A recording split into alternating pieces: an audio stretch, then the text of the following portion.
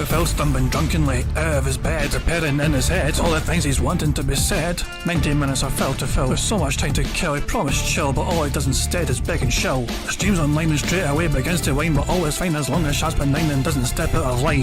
His content's immature for all to endure like fresh manure, but I feel sure he ran shoot feeling so insecure. The money earned on yesterday was withdrawn and long gone, as Phil's spending impulse is always had to stay on. If supports are also slow and stays so low and fails to grow, you never know, the show may turn into an easy bingo. One ticked off across the board with charge toward because his code can't be ignored. Just how much DSP makes us feel so bored to help us fight or sleep and try to keep alert to watch a creep who play bingo, but Phil will bitch and why his sheep are also cheap. While DSP is chasing green, we're seeing green across the screen as Phil's routine predictability rivals are so machine. Snorting, burping, leaning, ban. It matters not if Patrick find his child can't see if hours make him feel less of a man. Takes a drink and starts his like before launching into a big pretending there for bills when truth is there to buy a wrestling JPEG. Talks about his shitty life of college cat and fatty wife and all his strife of forgetting that it's unwell and they were rife. With drama he will react but isn't act as a fact as he rehearsed to be exact in how he felt he was attacked. She's nearly over and a win is in sight, with what to white despite Phil to light that tips were not light. We'll say alright it is okay and now it's time for Phil to play, but first he'll say that tips will help from being off the other day. And with those words we win again, it's never if but always when the game is won. Thanks to that we made it to the very end.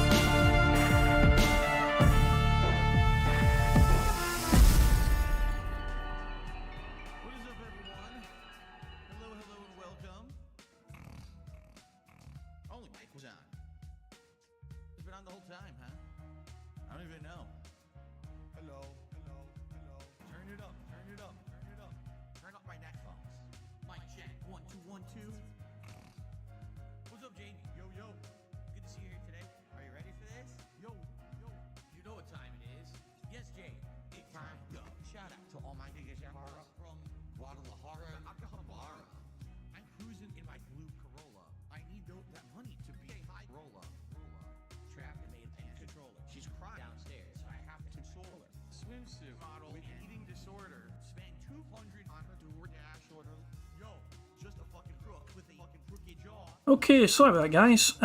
Sorry about that. I thought I updated my computer updated, and because of that, it resets what my microphone was. So I had to fucking put it back. That was me thinking things would go back to normal. That was my bad, though. I should have checked that before starting properly. So that was my bad. But yeah, okay, I can naturally now fucking be heard by you guys. So hello. Hope you guys are all doing well. It is Friday, the 14th of July, 2023. I do hope you're all doing very well indeed. You know, and yeah, I got. You know, Phil's back from his precious day off, and we got, you know, the weekend to look forward to. And yeah, as you can see, Phil's members have gone down to 469 members. He won't be too happy about that. Another member drops. Of course, you can expect a little beg on that in some point today. So yeah, I'm kind of thrown off a wee bit because I was fucking talking to myself for the first 30 seconds before realising I was fucking muted. My bad. I wasn't technically muted, it was just a fucking wrong microphone that was selected because, you know, Windows updated for me and whatever. So yeah. Profit's going, why the fuck do you update a PC? Major streamers never do. Yeah, I really should learn from the DSP example, you know what I mean? An update's just fucking, you know, deadly for doing things, you know what I mean? It's like, oh, it'll break things, updates will break your entire setup. No, shit, nah. The only thing I find when I update my computer is it fucking resets things like my default microphone, you know. So I had to fucking manually set it back to my snowball ice microphone. So there we go. But yeah, it means you guys can hear me now. So we can hurry for that and all that jazz. So well, last time we were on Bingo, Phil was playing Street Fighter and he had his multiplayer Street Fighter night, and it did not go necessarily that well. He was actually quite toxic to somebody.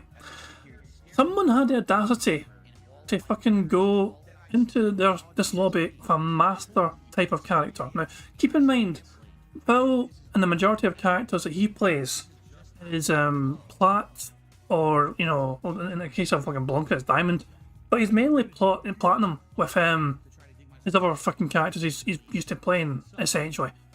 And but he doesn't mind. Phil Burnell thinks it's okay for him to play people that are fucking like iron category or gold category or challenger category. There's nothing wrong whatsoever with fucking Phil playing a bunch of people who are barely fucking at his level.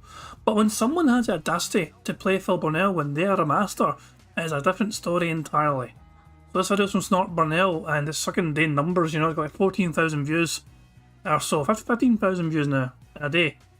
And yeah, Phil was not very happy whatsoever with this master level look Let's see. Here we go. I have not fought. Oh my god, a master Luke. Keep in mind here as well, Phil had the fucking right to pick whatever fighter he wanted. He already had his fighter picked. You know, he could have changed it for this fucking master person, but instead he played, I think he played as Dalsim or something like that. So Phil could have went with his Blanca and played against a master Luke. Instead though, he stuck to his, you know, fucking Dalsim, who he's not very experienced in. He said that was one of the many excuses that Phil used. And yeah, it didn't go well for Phil. He was not very happy with what happened. Sounds good. My shitty Dalsim against the Master Luke. I'll be lucky to get a single hit in this fight. Excuse me. Here comes a new challenger. I'll be lucky to get a single hit.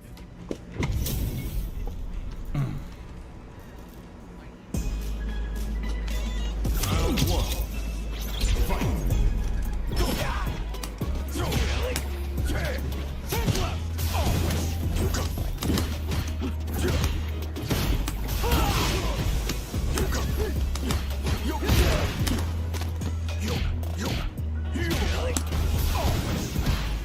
Oh, he threw right through it.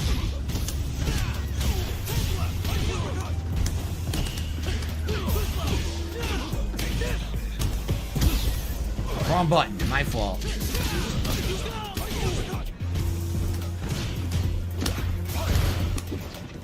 Yeah. And it's another character. When you get in the corner, he's fucked. Another character. Just another one. There's more.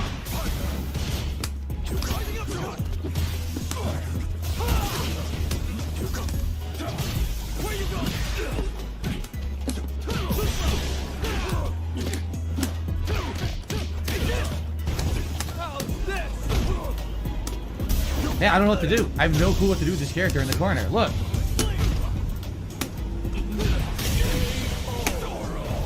No idea what to do. It gets better though. Zero. Haven't played with him in so long. I don't know anything to do in the corner with Dalsim.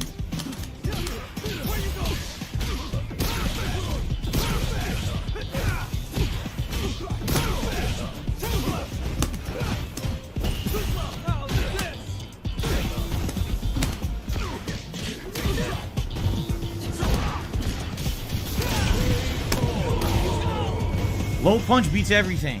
Great. Now for the best part. That's how you do it. It's with kicks, not punch. Okay. Keep an eye on what Phil does here, halfway through the fight.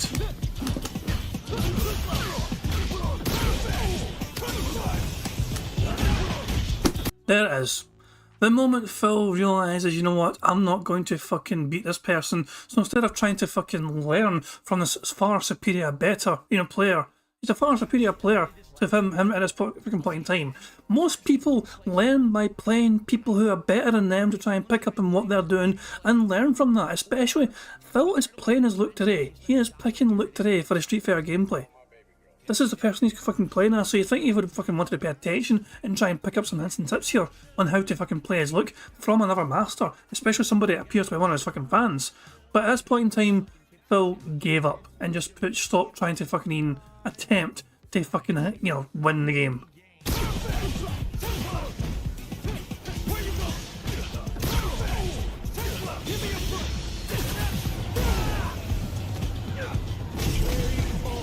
Do you think he realized I stopped playing?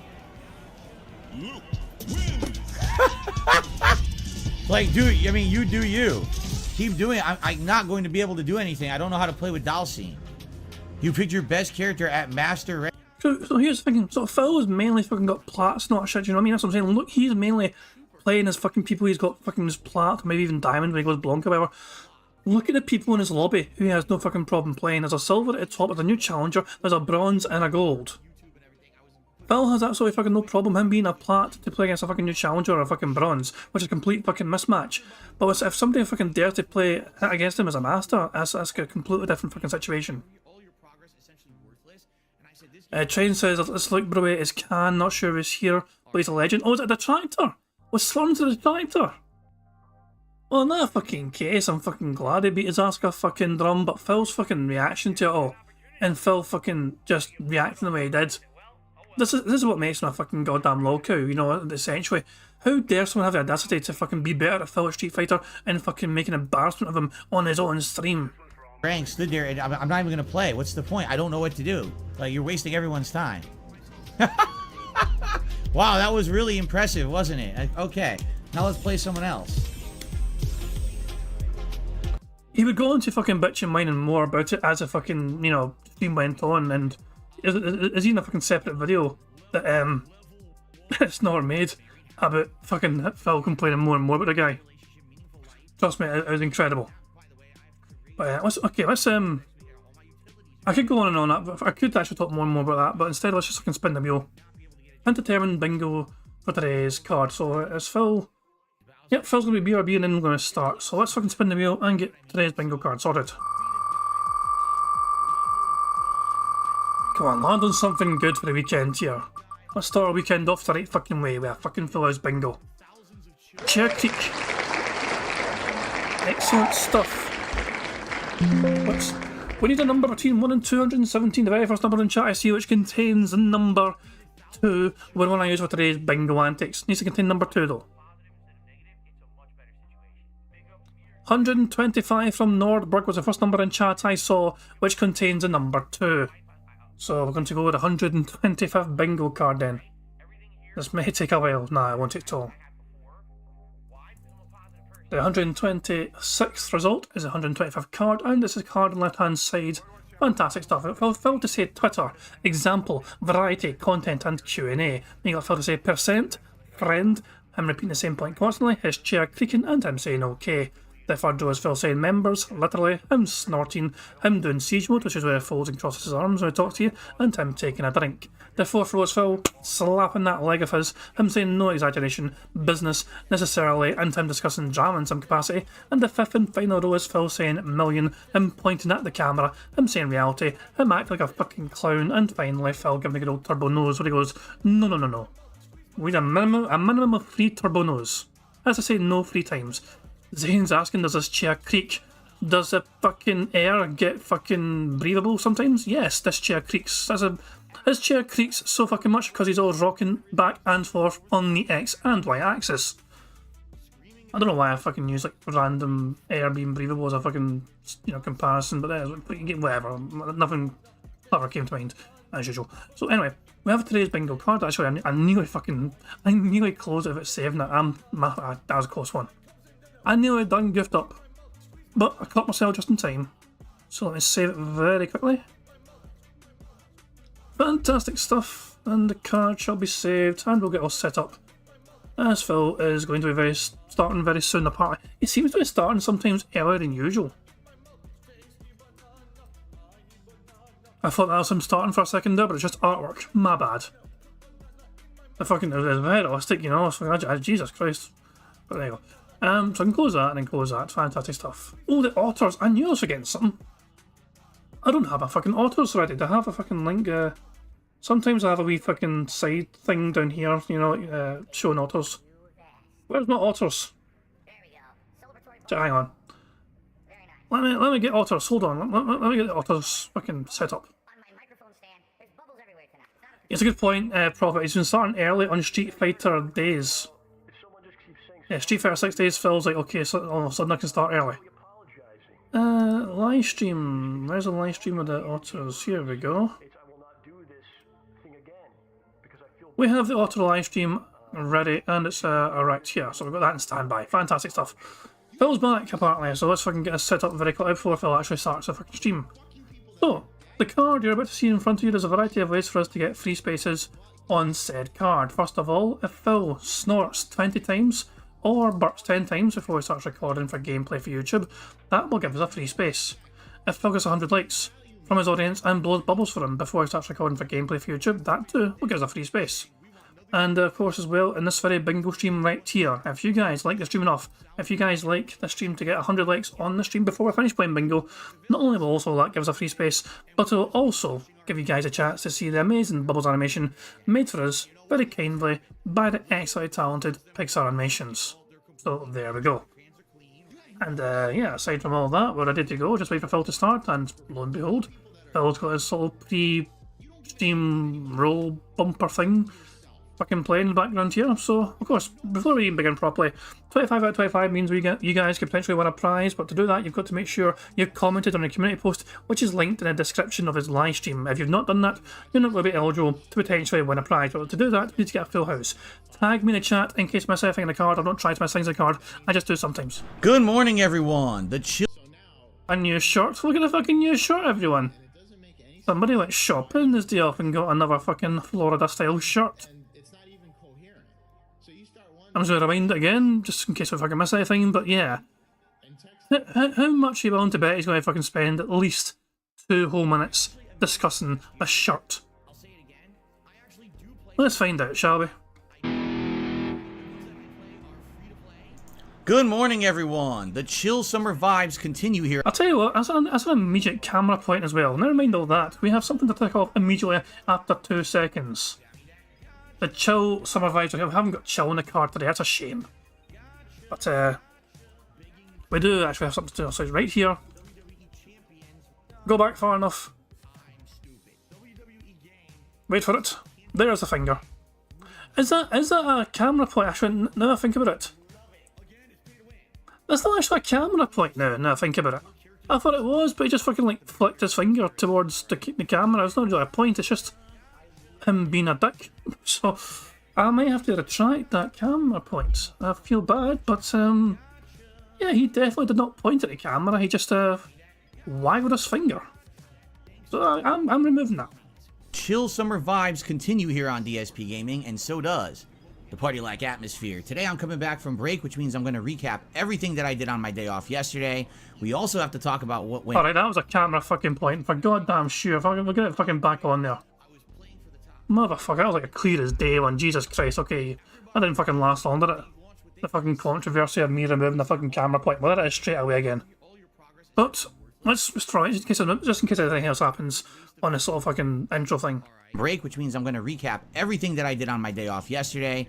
We also have to talk about what went down on Wednesday, including returning to Lily for the first time in weeks, and you fucking bitching and whining at your audience because they had the fucking temerity and the audacity to fucking try and actually beat you in Street Fighter 6 on your own streams. My very first ever viewer lobby, which I hope you guys liked. Of course, we'll also be talking about all the cool new stuff coming up this week, including a brand new playthrough. All this and more on today's Level 1 podcast. Load of shite. We're going to actually fast forward the intro a wee bit. And there he goes. Alright, how is everyone today? I hope you're doing well. I hope you're ready for a full and fun 6 straight day weeks of streaming here on my channel. And of course also on my React channel, DSP Reacts. Yes, that confirms Phil will be off again next Thursday if he's fucking streaming for 6 weeks. Or 6 days, sorry. That means he's going to be off next Thursday, as has been the case for the last few. So, in case you guys are curious, yep, next Wednesday we'll be here for Bingo as well, as usual, because Phil will be here for doing his fucking shitty podcast. Hope you all had a good Thursday away, as I was not here, and I'm sure that many of you had fun things to do. Well, a few things were fun for me, as you can see, but at the same time, I did have some big frustrations on my day off yesterday. As you know, I usually tell you all about that. Did I say 6 straight weeks? I meant 6 straight days. If I said 6 straight weeks, I apologize. It's a little early. But anyway. It's a little early. Oh, isn't it like 10? It says after 11 AM. Did he just seriously claim it's a little early? It's almost noon. His time is... Oh my fucking god. Hold on. I want Phil to fucking try and pig-splain away why I fucking misspoke. 8 days. If I said 6 straight weeks, I apologize. It's a little early. But anyway, I'll tell you all about it. All about what happened on my day off. Plus, absolutely, we should discuss our first ever viewer lobby in Street Fighter 6. Money, yeah, yeah. Money, money. Oh, money, money. Yeah, yeah. Money, money. Thank you very much, Voodoo people, for the super chat. It says that's a gin talk, and it might very well fucking be. You might not be too far off the fucking mark there. Quite fucking bizarre. For him to fucking say that, yeah. Dido's wondering my off on Sundays now. So Phil has moved his React stuff from Saturdays to Sundays for the foreseeable future. He might change it back again at some point, but for this very month anyway, for this month of July, he seems to be doing the React stuff on Sundays, specifically DSP vs Internet. I am not going to be changing my own schedule though. I did it last week, didn't I? You know, where I streamed on Saturday instead of Sunday. But I'll be keeping things normal at my end. I do like having my Saturdays off, and I plan to still do Sundays. So if Phil's going to fucking do a shit on Sundays, then so be it. I'll just fucking endure it and do bingo as usual. Absolutely, we should discuss our first ever viewer lobby in Street Fighter 6 back on Wednesday night. What I'd definitely like to hear from you is feedback. What happened or how it went and what you think could be improved. Because there were definitely a lot of people who wanted to play and didn't get to. But I don't know how to fix that. Because in Street Fighter 6 you can only do 16-player lobbies. And all I can really do is kick people from time to time. I also don't even know how you guys found the lobby. Like, I don't even know how it works. So I'm sure we're going to talk about that today. Now, in addition to all of that, obviously, we've got some cool new stuff going on, which I'll talk about. And we got a new playthrough this week. I'm excited to be starting up, finally, a new game for the first time in ages. This coming Saturday night. Plus more. So anyway, hello, everyone, and welcome to the show. Today is Friday, the 14th of July, 2023, and I hope I find you all in good spirits, healthy, and happy. If not, I hope that I can get you guys smiling today with some good vibes of Street Fighter 6. Now, obviously, playing Street Fighter 6 today means it's going to be a competitive day, and it obviously means that it's going to be a lot of focus on the game and not as much opportunity on interaction. That's why we have these variety-style streams. You know, when I'm playing the World Tour mode of Street Fighter 6, right? Or if I'm doing Final Fantasy 16, or if I'm playing a new game, which we're starting this coming Saturday night, those are definitely going to be those kind of chill, relaxing, interactive streams. When I'm doing the competitive nature of Street Fighter 6, I can't really concentrate that much on talking with you guys because I got to focus on the game. And what else is the point of playing a competitive game if you're not paying attention, right? So today is Street Fighter Friday, meaning primarily I'll be playing Street Fighter 6. I'll be trying a new character with Luke, which we'll talk about in a minute. And also tonight on Friday Night Fights is up in the air. We could do more Luke tonight, depending on how it goes on this first stream and if I want to try him out more. Or we could switch characters. And I have two options that I'm thinking. Option number one, do more Lily gameplay, because I was trying to play with Lily on Wednesday, but the frickin' servers went down. And that basically cut over an hour of ranked Lily gameplay out of my stream that I was going to do. And I didn't get to play nearly as much with her as I would have liked. And I felt like I was doing better with her. I actually had, watched some videos and absorbed some tech. I was doing pretty good with her and didn't have time to play because the servers were down. So maybe that, or we could go back to Blanca. Now, Blanca is 3-star Diamond, obviously my highest ranked character. Every time I play with Blanca, as long as I get more wins than losses, we are working towards that master ranking. And perhaps that's what we should work on tonight. So we'll think about it today, right? But anyway, it is Street Fighter Friday, Street Fighter all day long. And I hope you're excited for that. Now, before we get to any of the topics at hand, which will be, kind of talking about Wednesday and my day off yesterday, I do want to just say this up front to get it out of the way. Here we fucking go. What do we think this is going to fucking be? Is he going to maybe apologise for his I think he's going to apologise for being so salty about that Luke, the master guy. Pure like he's going to apologise for not fucking getting to play Jade, who was fucking begging him all night and even offered to pay him to play. It's possible. Let's find out, shall we? As you can see. Oh, it's a member beg. Now, why did I think Phil was going to apologise for anything? Phil never does anything wrong. Why would Phil apologise? He never does anything wrong. It's always everyone else's fucking fault. I'll just rewind it just in case I don't miss anything, but fucking hell. Why did I think he was going to apologise? There's me thinking, Phil's actually going to fucking try and be good for once. Yeah, yeah. Money, money. Oh, money, money. Yeah, yeah. Money, money. Thank you very much to Arcestus or Chest. I don't know if it's Arcestus for the super chat. I think I'm saying the name right. I don't know if it's one of those fucking C's where you fucking pronounce it as a ch or not. But thank you, Arcestus, for super chat. It says, thank you for making this bigger, bearable to watch. Thank you very much for the super chat. It's very kind of you. And thank you as well for the kind words. Yeah. That's what I'm saying. Like, we're trying. Phil's fucking shite is so boring and mundane. So, we might as well try and have a little bit of fun with it. And at the same time, means I can give back to you guys. Because you guys are all so generous with me. Every month, you guys are very kind to just obviously give whatever. And it means we're playing a game of bingo, but it means I can also give back to you guys should we get a full house. So it's nice to fucking be able to do that, you know what I mean? It's thanks to you guys, which we're able to have so much fun, and to turn it into a game, there's actually a little bit of stake in the game as well, because you guys could potentially win something back as well. Phil does say and do all these daft things in the cards, so thank you once again for that, and I do appreciate every one of you for being here and enjoying the stream. Say this up front to get it out of the way. As you can see, again, during my day off, we dipped significantly in memberships, all right? So what's happened is over the last month and a half to 2 months, I was playing incredibly lengthy RPGs or Street Fighter 6. And originally there was a surge in support whenever I started one of these new games or for Street Fighter 6. Primarily what I've seen for Street Fighter 6 is a lot of tips, which I'm happy with. That is great levels of support, but what's happened is everything else has kind of been left behind. Super chats, memberships. Well, this is not your audience's fucking business. This is not their fucking business to fucking know. It really isn't. Like, I could... Jesus fucking Christ. This is not your audience's concern. They don't need to know this shit.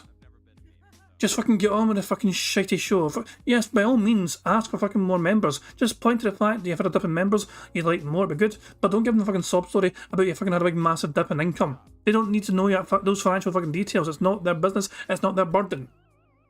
It's not for... If I fucking told my audience that this month has been slower than the previous few months, that's not their fucking business, and it's not their concern either. You just be happy for what you fucking get. The simple fact of the fucking matter is, Phil, some months are going to be good and some months are going to be fucking bad for you. It's just the fucking nature of the beast on YouTube, you know, and variety and all that shit, with fucking people feeling more generous than usual or less. Not able to give as much as usual. It's just the way it goes. Gifted memberships, which used to be a staple part of the channel, kind of have completely dried up in the last month when I was either playing insanely long RPG playthroughs that people weren't that interested in or Street Fighter 6. But again, I'm not saying that we had bad support. I'm saying it went to one direction. You see what I'm saying? They're a shitey band enemy. How dare that money go to them? Now, in the last week, we had a bunch of people who actually supported these streams with gifted memberships, and we skyrocketed up because we were low 400s and we went all the way past 500 again. And now I went on break, I come back, and here we are again at 469. So again, I don't want you guys to freak out. It's not the end of the world. No one fucking cares apart from you, Phil. You're the only one freaking out. No one mentioned it in your chat. No one's fucking, making topics on the King of Fate or whatever, saying, oh my god, Phil's members went down again. Guys, we need to fucking emergency plan this situation. What we're going to do about Phil's members dropping. Nobody fucking gives a shit, Phil, apart from you. You're the only one that's freaking out, and so you're fucking making an actual fucking point of discussion on your Level 1 podcast.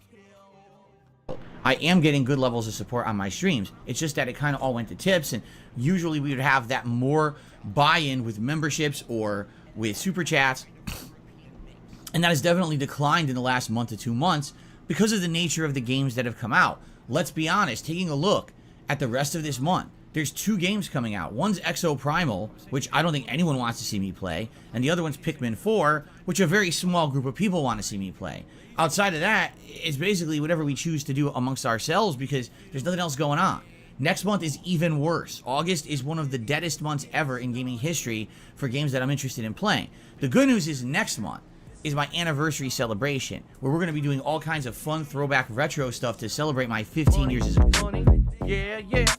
Money, money. Oh, money, money. Yeah, yeah. Money, money. Thank you very much to Logan K for the super chat. He says, a business owner should never discuss numbers with their customers. That's business 101. I call malarkey on that business degree once again. Keep in mind, it wasn't necessarily a business degree, it was like a finance degree, he called it. Money, So, like... yeah, yeah. Money, money. Oh, money, money. Yeah, yeah. Money, money. Thank you very much for Barrett Wells for super chat as well. It says he conditioned his audience to tip over YouTube side support, and now he cries about Money, it. money. Very true. Yeah, yeah. Money. Has done for years. Oh, money, money. Yeah, yeah. Money, money. And thank you very much to Be Awesome for super chat as well. It says, or because no one wants to pay $5 for 5 emotes. That's pretty much it. Every single fucking person that gets a gift membership, they're happy to fucking receive it, but do they want to fucking spend that fucking money themselves to fucking keep it going? Fuck no. Not even Derek wants to fucking give Phil $5 to fucking be a member. He'd rather just sit there, ask the same question over and over again, and wait for that gift of membership to fucking come in for him. And Phil's audience these fucking days as well have kind of been conditioned to just wait for the gift of membership. You know, I mean, why should anyone part ways with money when they're expecting someone else is going to fucking be generous with a gifting of memberships? Whether it's Team OIC, whether it's Emo, whether it's fucking Nathan Smith the other fucking day, randomly dropping like fucking 70 members. Why the hell should anyone part with their money? When Phil's audience are fucking knowing that there's a couple of people in this in that fucking community who are willing to be overly generous with their fucking money and gift memberships, which could then go to them.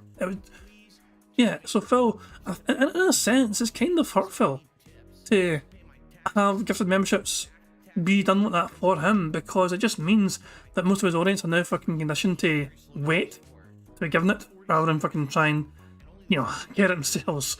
Which it's just the way it goes. It's a fucking drawback of gifted memberships, I guess. It's one of those things where why would they fucking spend money when they can just wait for it?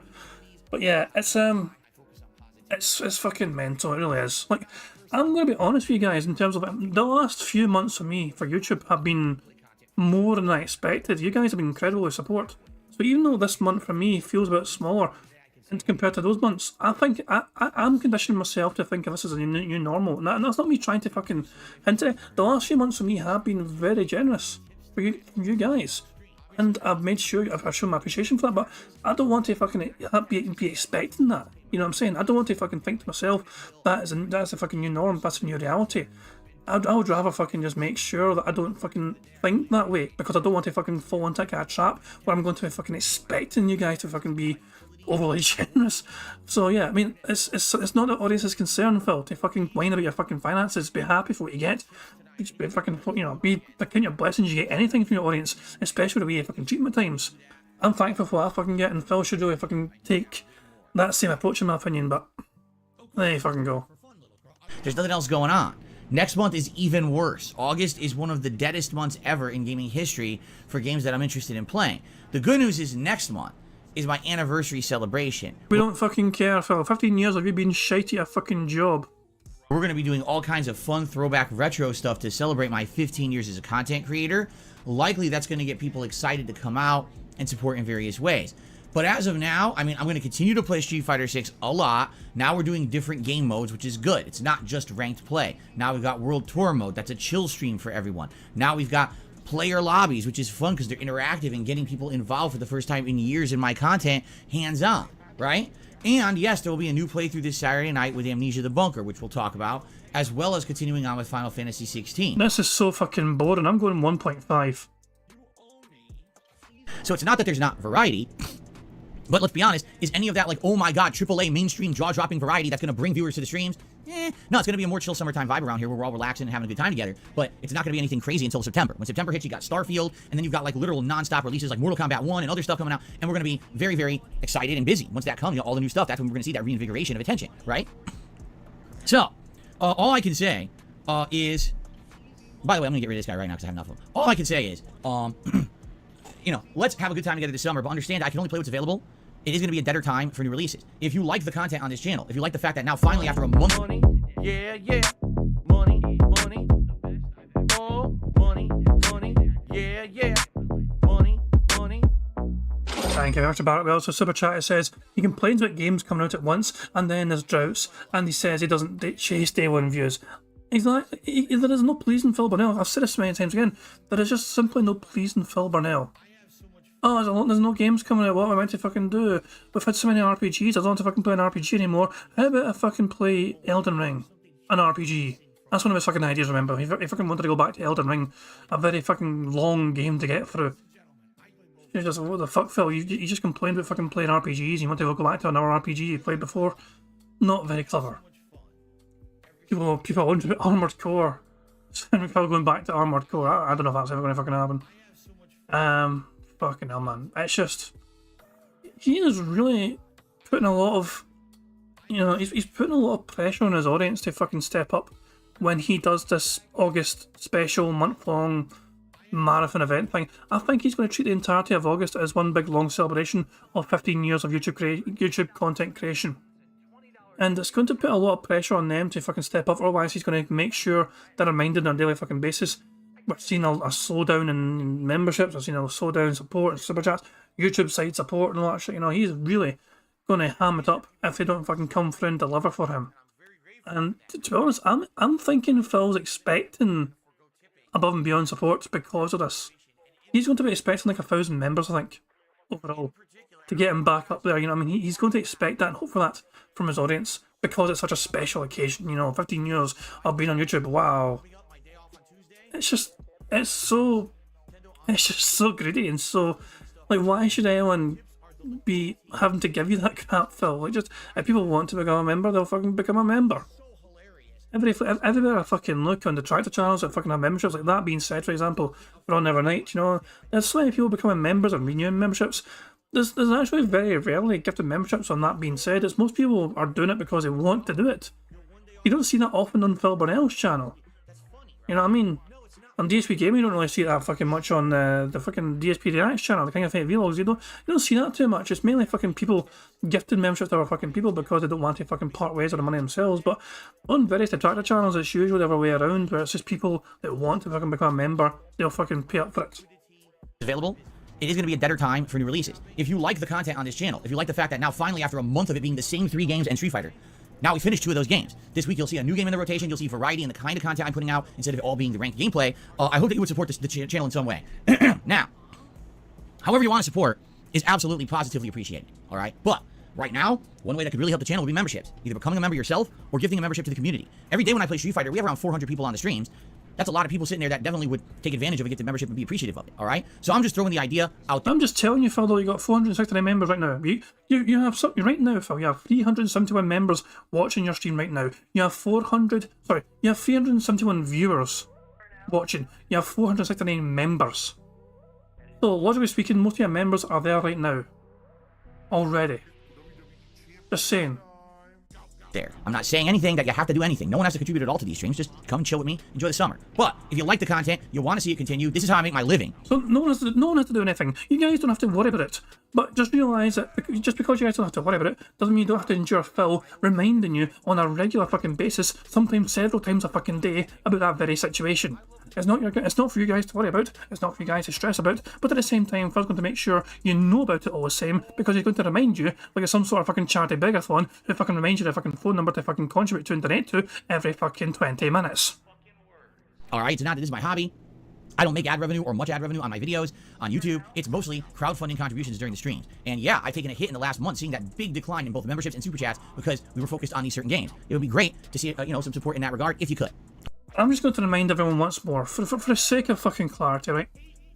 For the first few months of the year, Phil was getting like 8,000, 9,000 overall in support. He was struggling to hit 5 figures for his monthly support overall from YouTube, tips, Patreon, everything combined. The month of May saw Phil get a big spike in everything. He had a lot more members. He had a lot more. Yeah, he had a fucking member bomb. He had a mini vest streak. I mean, you can see the fucking information here. You can see it here on the tracker. So in the month of May, he had a fucking mini vest streak going here. Remember all this shit? So he had a lot more fucking money and tips all of a sudden. And if you go to the fucking net revenue page here, this is what I'm saying. The support for fucking May was far more than usual. But because it went back down to these kind of levels, Phil's freaking out. It's gone back down to this kind of support level, this one here, this one here, this one here. Phil does not like the fact that his support went down to these kind of fucking levels. And he's bitching and whining and moaning about it. So he's fucking making his audience know that he'd rather fucking have this be the new norm. This is the norm here. This is the normal kind of level of support for Phil on a monthly basis. But because he had 1 month where he had far more than usual, he wants that to be the new fucking norm.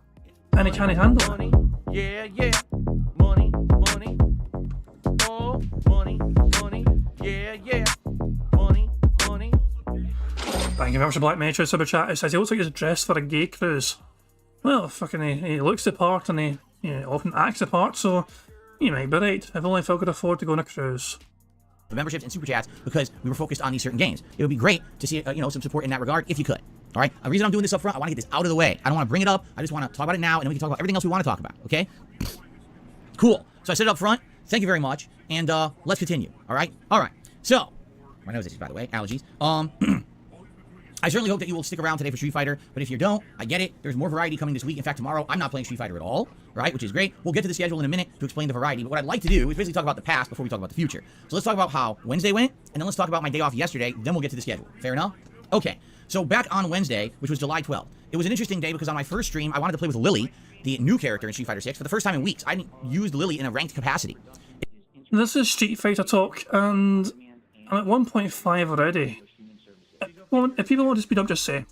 In many weeks. And since then, a lot of things have changed about the game. You know, people have gotten much better at the game and leveled up and gotten better with their mains. And Lily at first was actually one of my strongest characters, but then I just kind of stopped using her for an extended period of time. And jumping back into the fray, I was curious how I was going to do. So I did watch a bunch of tech videos. And I learned about one or two interesting strategies and or combos that were going to add to my game. In addition, I started to parry a lot in Street Fighter 6. So now the parrying is a big factor in my game as well. And man, it's very effective with her. Because you can parry and go right into like a 360 grab if she's at the right distance, right? So, it's good stuff. And, you know, I was excited to do this ranked session of Lily gameplay on Wednesday. So we boot up the game. I play Lily for maybe 25 minutes, and I'm on a roll. I've got win streaks. I'm doing good. I think I lost like one match in the first half hour. Like, dude, we're doing really good. This is a good sign. And then the servers went down. And I'm like, what? And it went down for everyone. It wasn't just me. Everyone's server connection went down, and it wouldn't come back up. And I was like, I'm not going to waste my whole stream here. It just so happens that the day before, we had done a stream of the World Tour mode, which was actually quite fun. It was the first time I'd done it in a month. And my character had continued to level up, got new things, you know, to make him look different. And, we actually had changed my avatar to be Blanca style, so he plays like Blanca now, who's my best character in the game right now. And in addition to that, you know, we were unlocking new Street Fighters. I think we had unlocked 3, right? We had DJ, Lily, and Blanca all in that one session. So I said, let's make lemonade out of lemons. Let's do some World Tour mode. So I did, and we played for about an hour. And in that time frame, I did a bunch of missions and unlocked, and I even got Mano unlocked in the game as well. But after the hour, people were like, oh, the servers are back. And I was like, oh, okay, let's go back then. So I went back, and it was kind of hit or miss because some of the matches were quite laggy. Like, we're talking 200 milliseconds for one of them. Some of the matches started good and then went bad with the connection, and basically kind of killed my momentum because that first few matches, that first half hour, I was going like this, I was doing well, and then basically coming back, it was rougher. Like I had a rougher start, and then at the near about the hour mark of playing, I hit into a string of bad luck where it was kind of like the matchups that you wouldn't know unless you play the character a ton, like Dalsim. I have no idea how to fight Dalsim with Lily. I'd have to practice extensively to figure out that matchup because it plays completely differently from other characters. Same with JP. Those are matchups you have to be playing the character a lot to have that exposure, as opposed to other characters you could kind of play the same kind of deal, but with them it's completely specifically different. So I ended up running into a bunch of them and getting a bunch of string of losses. I'm like, oh man, it sucks because I had that momentum going, and it really did feel like we were in a situation where the momentum was ruined because the servers crashed. Overall, though, the good news is I did win more than I lost with Lily. And, take a look at the updated leaderboard here of all my stats. So I'm looking at Phil's chat, and it looks like Phil is actually bitching again about that fucking person that was master level. Look. Jesus fucking Christ. 672, an interesting super chat there. And Phil, so isn't he a moderator? Or is he no longer a mod? 672, but it says, so you're telling me I've been waiting this whole time to play you and I can't even try hard or play with a main character? Where's the sense of competition? It's an interesting fucking point. Really is an interesting fucking point. Money, yeah, yeah. Money, money. Oh, money, money, yeah, yeah. Money, money.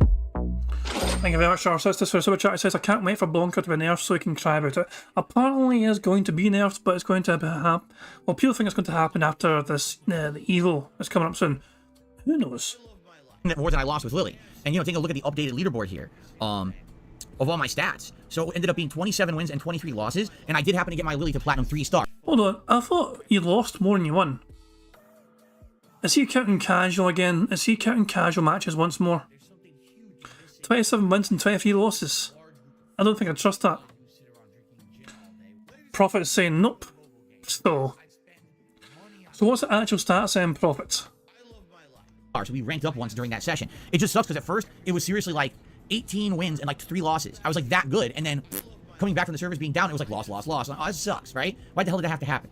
But it is what it is. I got less than 2 hours of Lily gameplay in. To give you some example here, typically a full ranked session would be around 90 matches, and I think I just got like 45. There you go. Prophet is saying his stats updated on his community page. He's not going to bother telling us. He's like, nah, if I want to find out, I've got to go to his page and plug that shit for him. He knows what he's fucking doing. He's a fucking smart lad. He wants me just to fucking promote his channel.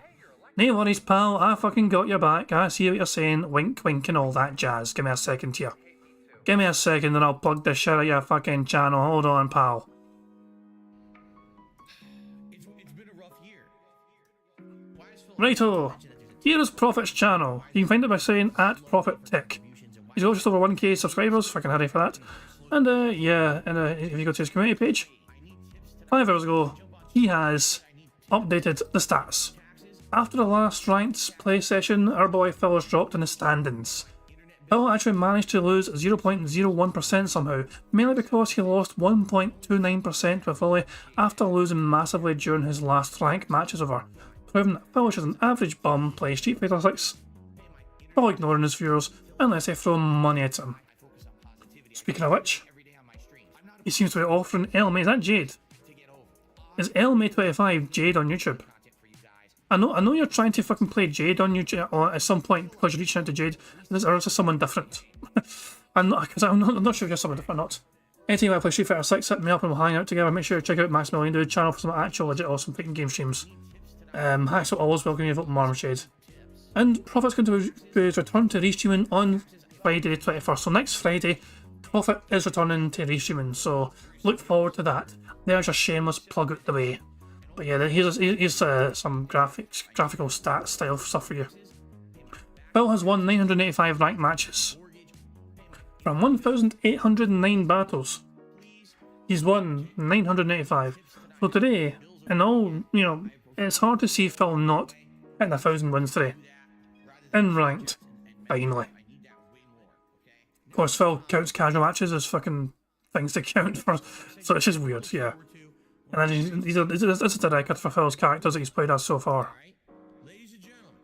So yeah, there you go. Anyway, let's get back to the bingo, shall we? 5 to 50 matches in. So I had, you know, not even 2/3 as many matches as I usually would have in that session, and it really upset me because I really felt like I could have done better if I had more time to play. Okay? But then on the late stream on Wednesday, we did something unique, different, and interesting. Our first ever, and I say our because it definitely was our, it wasn't just me, it was our first ever viewer lobby in Street Fighter 6. And what that Here we fucking go. Apart there's a whole lot of salt here at some point. Let's enjoy it together. meant is that I set up a lobby with a password attached to it. I posted it so you could see it on the stream, and then I guess you guys would find it and would join based on the password. Again, I don't know how it works because I couldn't name the lobby. It wasn't like I could say, hey, it's DSP's viewer lobby. You couldn't do that. So I don't know if you found it by my name, DSP Gaming. I don't know if you found it by the password. I don't know how it works. In fact, for those of you who were here, it would be great if you could help me out to understand how it works because I don't get it. By the way, I'm going to say this right now. Everyone shut up about someone being banned in the chat. That's not what we're here for. I'm trying to talk and learn to interact with you guys about stuff this week. And, oh, someone got banned. He got banned. Oh, he's banned. He's banned. Shut the fuck up. Well, I didn't expect that. I did not expect that. Let me just fucking tick off drama. Right there. Not sure if we can count... It's not clown mode. It's not exactly clown mode. Because he's not acting like a clown, he's just fucking acting all bitter and fucking toxic. So yeah, we're not quite at clown mode yet. No one cares. I really don't. I'm here to have feedback with my audience, something constructive, learning about making new events and streams. Oh, you got banned? Here you got banned? What are you, 4 years old? So who got banned then, I wonder? We're behind Phil by about 17 minutes. Okay, hold on, give me a second here. I want to do some digging, I want to do some investigating. Bear with me here. It might be some prominent name that got banned, you know, it might be some long-term fan. Oh, I play someone... Shut up, Phil, for a second. Thank you. We're on Raw DSP here. We're going to get a full story here on Raw DSP. So we're going to go back. A room which is on the stream. Was So what would happen? It would just come up. Now what happens if you try to join it and it's full? Shut up for a second, Phil. Now shut up, we're still too far ahead, hold on. Playback speed 1.5, let's go back a bit more. What I'd like to know is for those of you who were here or know about this system, how can you figure out how to have people join the lobby? Because I don't know how it works. How are these... Was it here? When did he blow up? I think he blew up before us. Hold on. Gee, like the people act like they're 40... Okay, it was before us, okay. Let's rewind it and see who got banned. Let's look at his fucking chat here. Jade's fucking in the chat, sure, fucking surprise. Who's Jade and what happened to him? Never mind, wasn't Howard going to be playing? Everyone please light candles for Howard. Who's Jade? Why is everyone talking about Jade? Have that exposure, as opposed to other characters you could kind of play the same kind of deal, but with them it's completely specifically different. So I ended up running into a bunch of them. Howard, so apparently somebody called Howard got banned in Phil's chat. Who the hell's Howard? Because people are talking about Howard getting banned, and I'm not very familiar with who the fuck Howard is. Maybe if I can ban them a while back or something, people just kept talking about it. I'm not sure if it was that person he was getting rid of. But yeah, people are really fucking... Yeah, his chat is really talking a lot about this Howard person, it feels like. Look at Albert W, what happened to Howard? So what did Howard do? Hold on, let's fucking... Can I find Howard? Where can...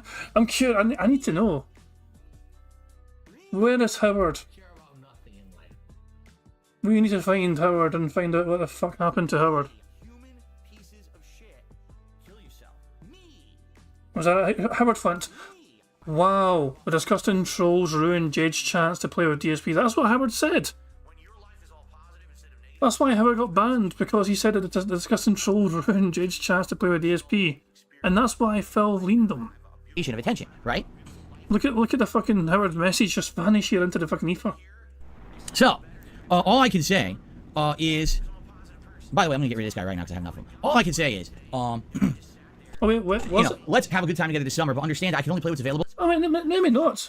It is gonna be a deader time. Who the hell got banned then? hold on, who got banned? I think was it Adopt? No, it wasn't him either. It wasn't 15 years of hard begging. Adopted Andy, it wasn't. I don't fucking have a clue. I'm trying to find out what the fuck happened. I am, but I cannot for life me fucking find this shit. That person got banned, I think. I don't have a fucking clue. I'm fucking lost as hell here. Okay, I have no idea. Fuck it. I'm not gonna spend too fucking long trying to find the goddamn fucking thing, you know. We'll just come back to bingo, we'll fucking crack on with things, and enjoy Phil being a salty bitch towards his audience. I'm gonna find that again just for Phil just to catch a full fucking implosion.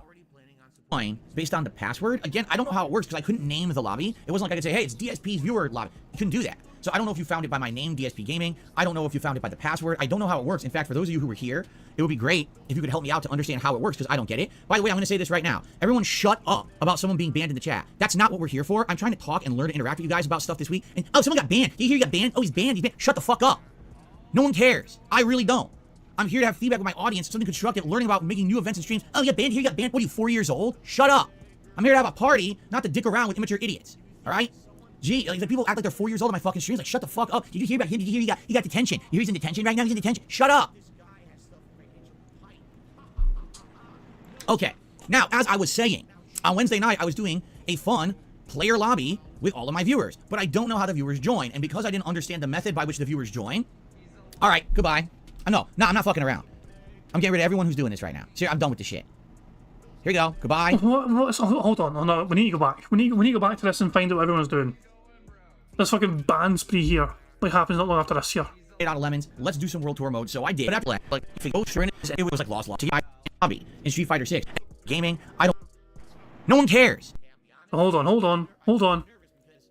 So he takes a drink. But I don't know how the view. He looks back towards the chat eventually, and he just goes on a ban spree. Is it just because people are saying we miss our friend and all that shit? Viewers join, and because I didn't understand the method by. It Time. Oh my god. There's a fucking member called It Time Flow. Holy shit. Oh my god. I didn't even fucking realise that person was a fucking member. I'll say that's a fucking troll who I got a membership, but god damn, It Time Flow.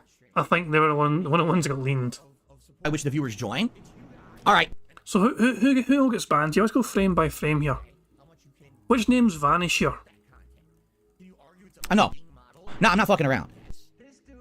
So I just fucking scrolled up there, didn't it? Yeah. So who vanishes here? I'm getting rid of everyone who's doing this right now. Seriously, I'm done with this shit. Here you go. Goodbye. Who's next? Goodbye. I don't know who he's fucking banning here. It's hard to fucking tell. Can anyone tell? I don't know. Like, people don't listen. They just fucking do whatever they want. I'm here to have a serious show, not to have a bunch of fucking idiots. Who all got fucking banned? Yeah, it's hard to fucking tell. It really is. I just realised that fucking, I never remember name, Now Guys. Like, just the way Phil fucking says it, Jesus fucking Christ. So his fans are just fucking talking all that shit, and he's just going crazy and leaning the fuck out of everyone. So say goodbye to 3 of you, who's next? He banned 3 people and I have no idea which fucking 3 they were because it's hard to fucking tell from, like, raw Phil, you know, who they were. Only Iced Infinite is in Phil's chat, so maybe we can expect some gifted memberships to make Phil feel better. Gotta sit here and listen to a bunch of fucking idiots to derail my streams. No, not on my day back. Phil, you don't have to listen to anything. You have to read things, but you don't have to fucking listen to anything. You can't hear them, Phil. Fuckers. You picked the wrong day. Here's another one. Goodbye. Jesus, man. Holy fuck. Okay. It's hard to tell who's... Well, put it this way. He's fucking banning like fucking 20 people or something. Who fucking knows? That is incredibly unhinged. This is some sort of chill, relaxing, summer-style vibes. Not sure this is what he's promoting in his fucking stream. I'm going to rewind it one more time, just let it play out. Just for the sake of fucking enjoyment. So, this is Phil's full meltdown towards his audience in full at 1.5 speed. I'm not going to pause it, I'm just going to let it play out. It was our first ever viewer lobby in Street Fighter 6, and what that meant is that I set up a lobby with a password attached to it, I posted it so you could see it on the stream, and then I guess you guys would find it and would join based on the password. Again, I don't know how it works because I couldn't name the lobby. It wasn't like I could say, hey, it's DSP's viewer lobby. You couldn't do that. So I don't know if you found it by my name, DSP Gaming. I don't know if you found it by the password. I don't know how it works. In fact, for those of you who were here, it would be great if you could help me out to understand how it works because I don't get it. By the way, I'm going to say this right now. Everyone shut up about someone being banned in the chat. That's not what we're here for. I'm trying to talk and learn to interact with you guys about stuff this week. And, oh, someone got banned. Did you hear you got banned? Oh, he's banned. He's banned. Shut the fuck up. No one cares. I really don't. I'm here to have feedback with my audience, something constructive, learning about making new events and streams. Oh, you got banned? Here you got banned? What are you, 4 years old? Shut up. I'm here to have a party, not to dick around with immature idiots. All right? Gee, like, the people act like they're 4 years old on my fucking streams. Like, shut the fuck up. Did you hear about him? Did you hear he got detention? You hear he's in detention right now? He's in detention. Shut up. But wait, there's more. Okay. Now, as I was saying, on Wednesday night, I was doing a fun player lobby with all of my viewers. But I don't know how the viewers join. And because I didn't understand the method by which the viewers join, all right, goodbye. No, I'm not fucking around. I'm getting rid of everyone who's doing this right now. So I'm done with this shit. Here we go. Goodbye. Goodbye. Who's next? Goodbye. Like, people don't listen. They just fucking do whatever they want. I'm here to have a serious show, not to have a bunch of fucking idiots.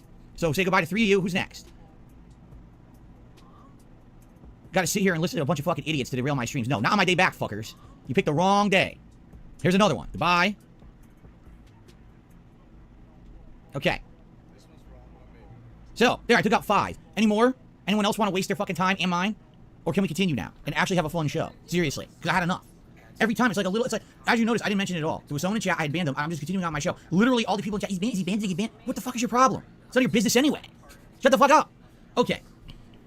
Now, what I'd like to know is, for those of you who were here or know about this system, how can you figure out how to have people join the lobby? So it tells his audience to shut the fuck up, and then immediately fucking asks him a question. Yeah, that's a great way to fucking conduct yourself, Phil, on your streams, and you fucking need help from your audience. Just fucking tear into them. Bitch and whine and moan at them for daring to have a fucking opinion on some of the things you fucking do. And then, right in the next fucking breath, ask for fucking help from them. Holy fuck. I don't know how it works. How are these lobbies found, is my question to you. I really don't know.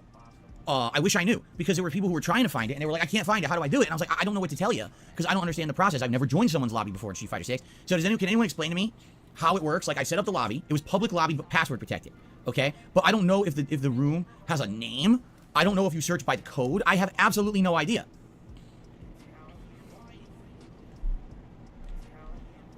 There's another ban. Maybe. I don't know. It may be banning someone, I don't know. So Anto Kamaru says you can search by a person's name or the room number.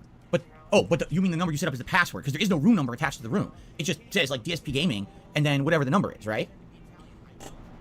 You search for your... According to Profit, you search by user code. There you go. That was a very simple fucking thing to get answered. It just says, like, DSP Gaming, and then whatever the number is, right? You search for your username and your passcode. So someone would have to search for DSP Gaming and the passcode associated with that room, which is on the stream. So what would happen? It would just come up. Now, what happens if you try to join it and it's full? Would it say, sorry, the room is full? Or would it just not show up? Because a lot of people were saying they were searching for the room and the room wasn't coming up. And that I don't understand. Like, I don't know. So this is what happens, right? If you try to get into the fucking room, but it's full, you just get a fucking big message on the screen telling you to fuck off. How that works. Does anyone know? Because I'm just trying to get all the factual data together. So when we do this again later in the week, everyone will understand the process and we'll be able to do it smoothly. Okay? Anzo Kamaru says it would say it's full, then you've got to keep spamming and trying to get in. Jade said it didn't show up. See, Jade was searching and said it never showed up. Yeah, Jade was freaking out trying to fucking play Phil. He was like fucking offering to pay him money to fucking play him. It was quite fucking pathetic, to be honest. Jade has given Phil like easily like $1,000 over the fucking course of the time he's been a fucking supporter. And Jade was in the chat the whole fucking time begging, please play me, please pay me, and he's even offering to fucking give Phil money just so he can get a fucking game or Street Fighter against Phil. But Jade was ignored all goddamn night by Phil. Charles says the room was at capacity the entire night. Definitely one of the limitations is the rooms can only be 16 players. And ours says the room will show up, trying to enter requires you to input the passcode, and then if you put it in, it'll say if it's full or not. Mr. Puzzle says he did find the room, but he wasn't able to get in. He tried about 10 times. Every time I told him it was full. So step one is you search for the room by name. Then once you find the room, then you put in the passcode to join it. Okay. So Prophet says that Phil actually knows how the lobbies work. He's running a custom lobby with the chat disabled.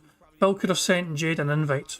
Very true. I mean, I've seen a picture of that chat because Jose, who is one of the fucking people that Phil does not want to play Street Fighter anymore, because he did a tractor and he fucking beats Phil's ass usually, he was in that room for a brief time and took a screenshot of the fucking lobby chat. So, yeah, I remember seeing Jose post a picture of that. Okay. So there you go. Next time when we do this, it's going to be DSP Gaming. That's my account, right? So you have to find DSP Gaming first. That's step one before the passcode will work. Gotcha. And maybe that's what the confusion was. People were searching by passcode and couldn't find it because that's not what it's by. It's by the name first. That is exactly the information we needed. Thank you. All right. So how did it go down? How did it work when we did this on Wednesday night? First of all, it was a success. We had tons of people who wanted to do this. Of course, you had trolls, which you're always going to have, and it's fine. But the good news is the trolls are controllable. You can kick them. And once you kick them, there's so many other people trying to get in, they get right in, and therefore the trolls aren't hogging spots. You can kick them out, and other people who want to play get in, which is nice. Now, what I didn't understand was the way that it works. So the way these lobbies work is there's 4 slots. All right, those slots are active matches. You know, this person versus this person. So what you do is you queue up for a slot, and you have to select your character first, just like when you're doing online play. You go to battle settings, you select the character you want to use, and you go into one of these slots.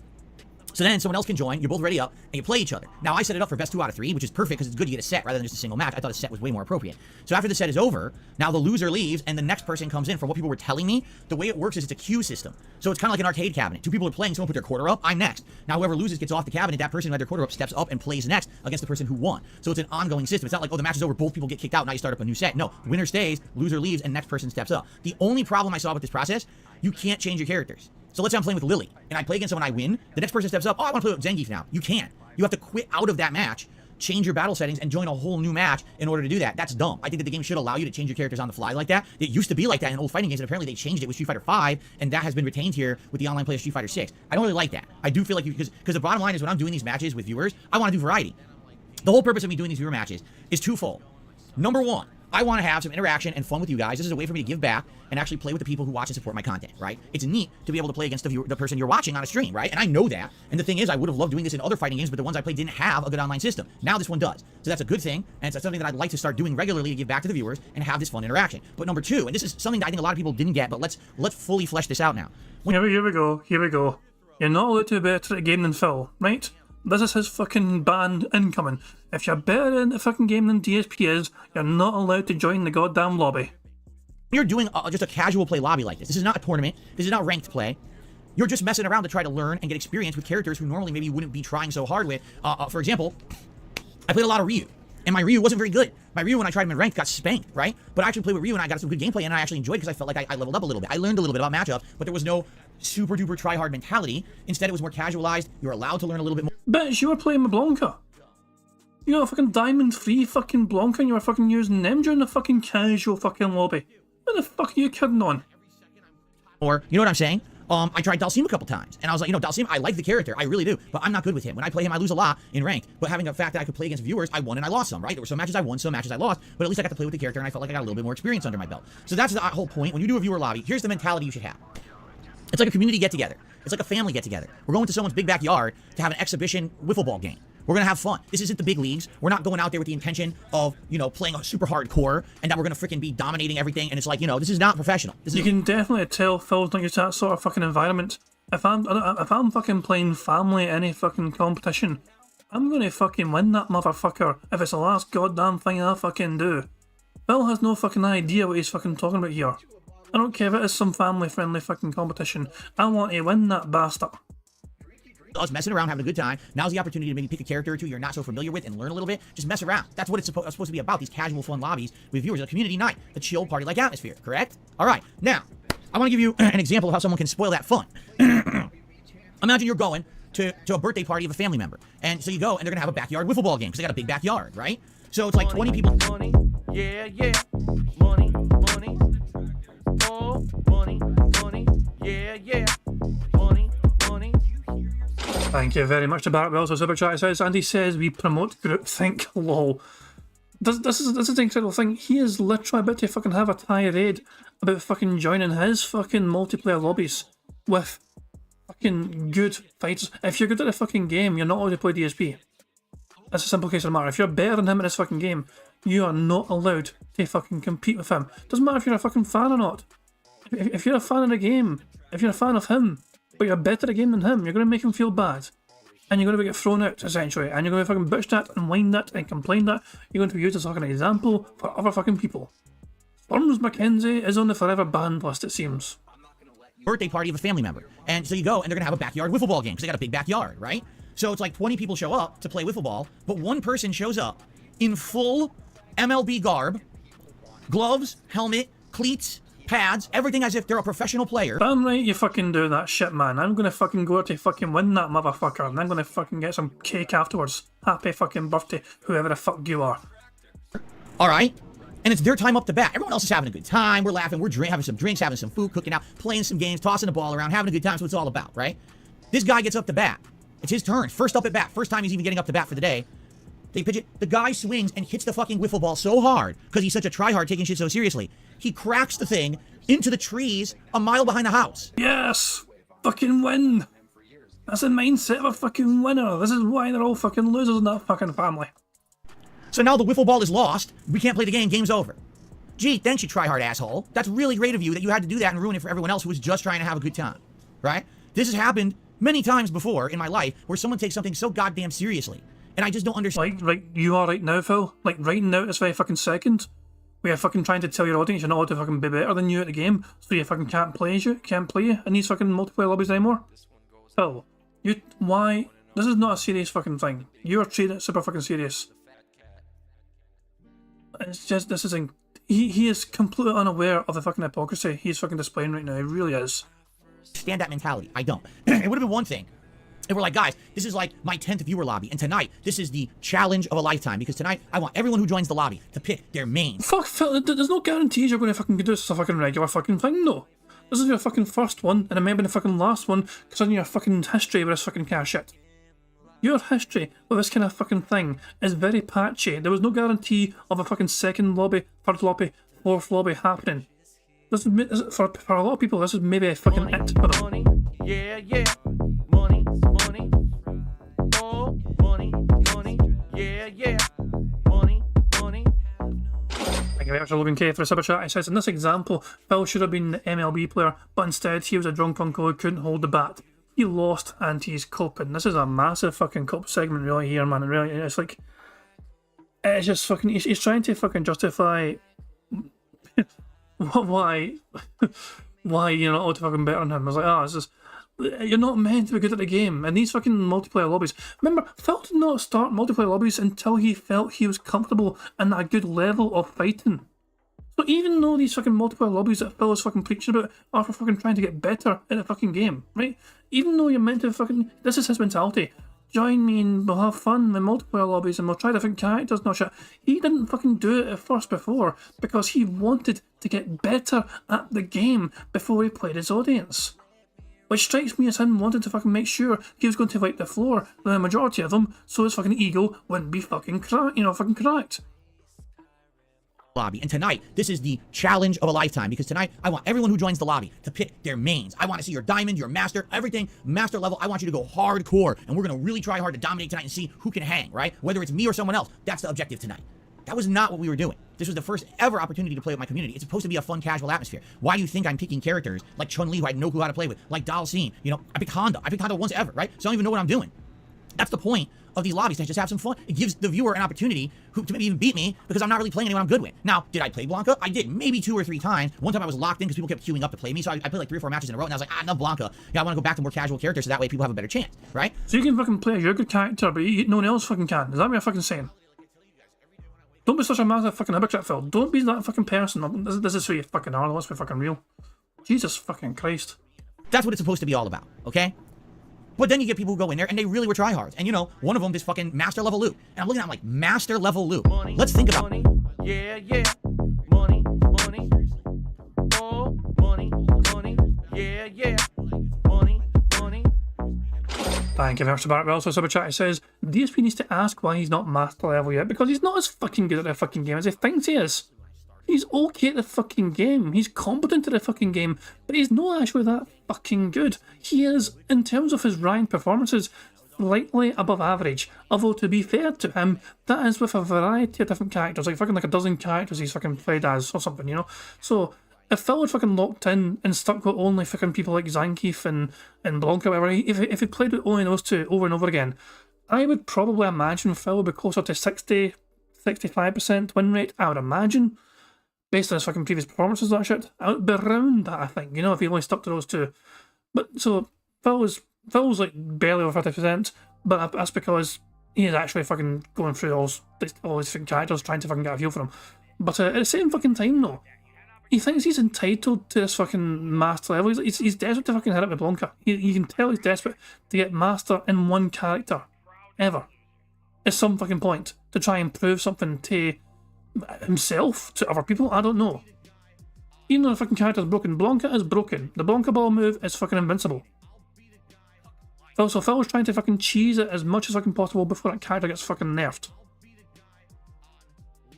They really were tryhards. And you know, one of them, this fucking master level loot. And I'm looking at him like, master level loot. Let's think about that. Do you know how much time you have to invest? Alright? To get to that level. A ton. I mean, I have a 3-star Diamond Blanca, and I've played hundreds of matches with my Blanca. So this is a guy who probably has played with loot the entire month. Alright? He goes in there, and he wants to play only... You have no idea of that, Phil. You have no concept of the amount of time the fucking person's put into the fucking game. In fact, profit. How hard would it be to find out how many matches Slurms McKenzie has had with his master level look? You're the person that's good at fucking finding this information out, so of course I'm asking you. I'm sorry for singling you out. But, you know, who else am I going to ask? I've got nobody else. I have no idea how to find this out easily, so there you go, you're it. But how hard would it be to find out Slurms McKenzie's track record in Street Fighter and his number of fights? Only with his master loop. Now he sees that I'm not using my main characters, but he insists on not switching characters, wants to use his master loop. So I wasn't paying attention because I'm not paying any attention to what's going on. I'm just picking random characters. So I had my Dalsim. I think I'd already played him once. Phil, that's a fucking lie right fucking now. You knew. You saw before you even went into the fucking match with him. You knew who you had. You saw the master level look. You went into the fucking game anyway. You knew who you were fighting as. That's not an excuse, Phil. You were paying attention. You knew you were fighting with fucking Dalsim. Because you kept saying the whole time, I'll be lucky to get a punch and I'll be lucky to get a hit in. Twice, this is like a third match in a row, and I joined, and here's the guy. Prophet's asking, how do you spell the name? I assume it's the same as the Futurama spelling. You never seen Futurama? Partying with Summers McKenzie. The guy fucking died for the crew. Hold on. let me fucking find it for you. We'll find it, let's see what the authors are doing. But very briefly, let's just check it in the authors, shall we? One's inside the wee tub thing. What's going on here? Hold on. It's like they're fucking camping or something. Yeah, this fucking dafty still swimming in his fucking spot, but still. Jesus. I think they went in. No, maybe I just got in more ice. I thought it was two in there, but it's just the one. It looks like DSP having private time with a strange hand movement. Anyway. Let's find out. Hold on. Give me a second here. I'll find out for you proper. 2 seconds. Give me a second here. Go there and then go here. Here we go. Is that the? Hold on.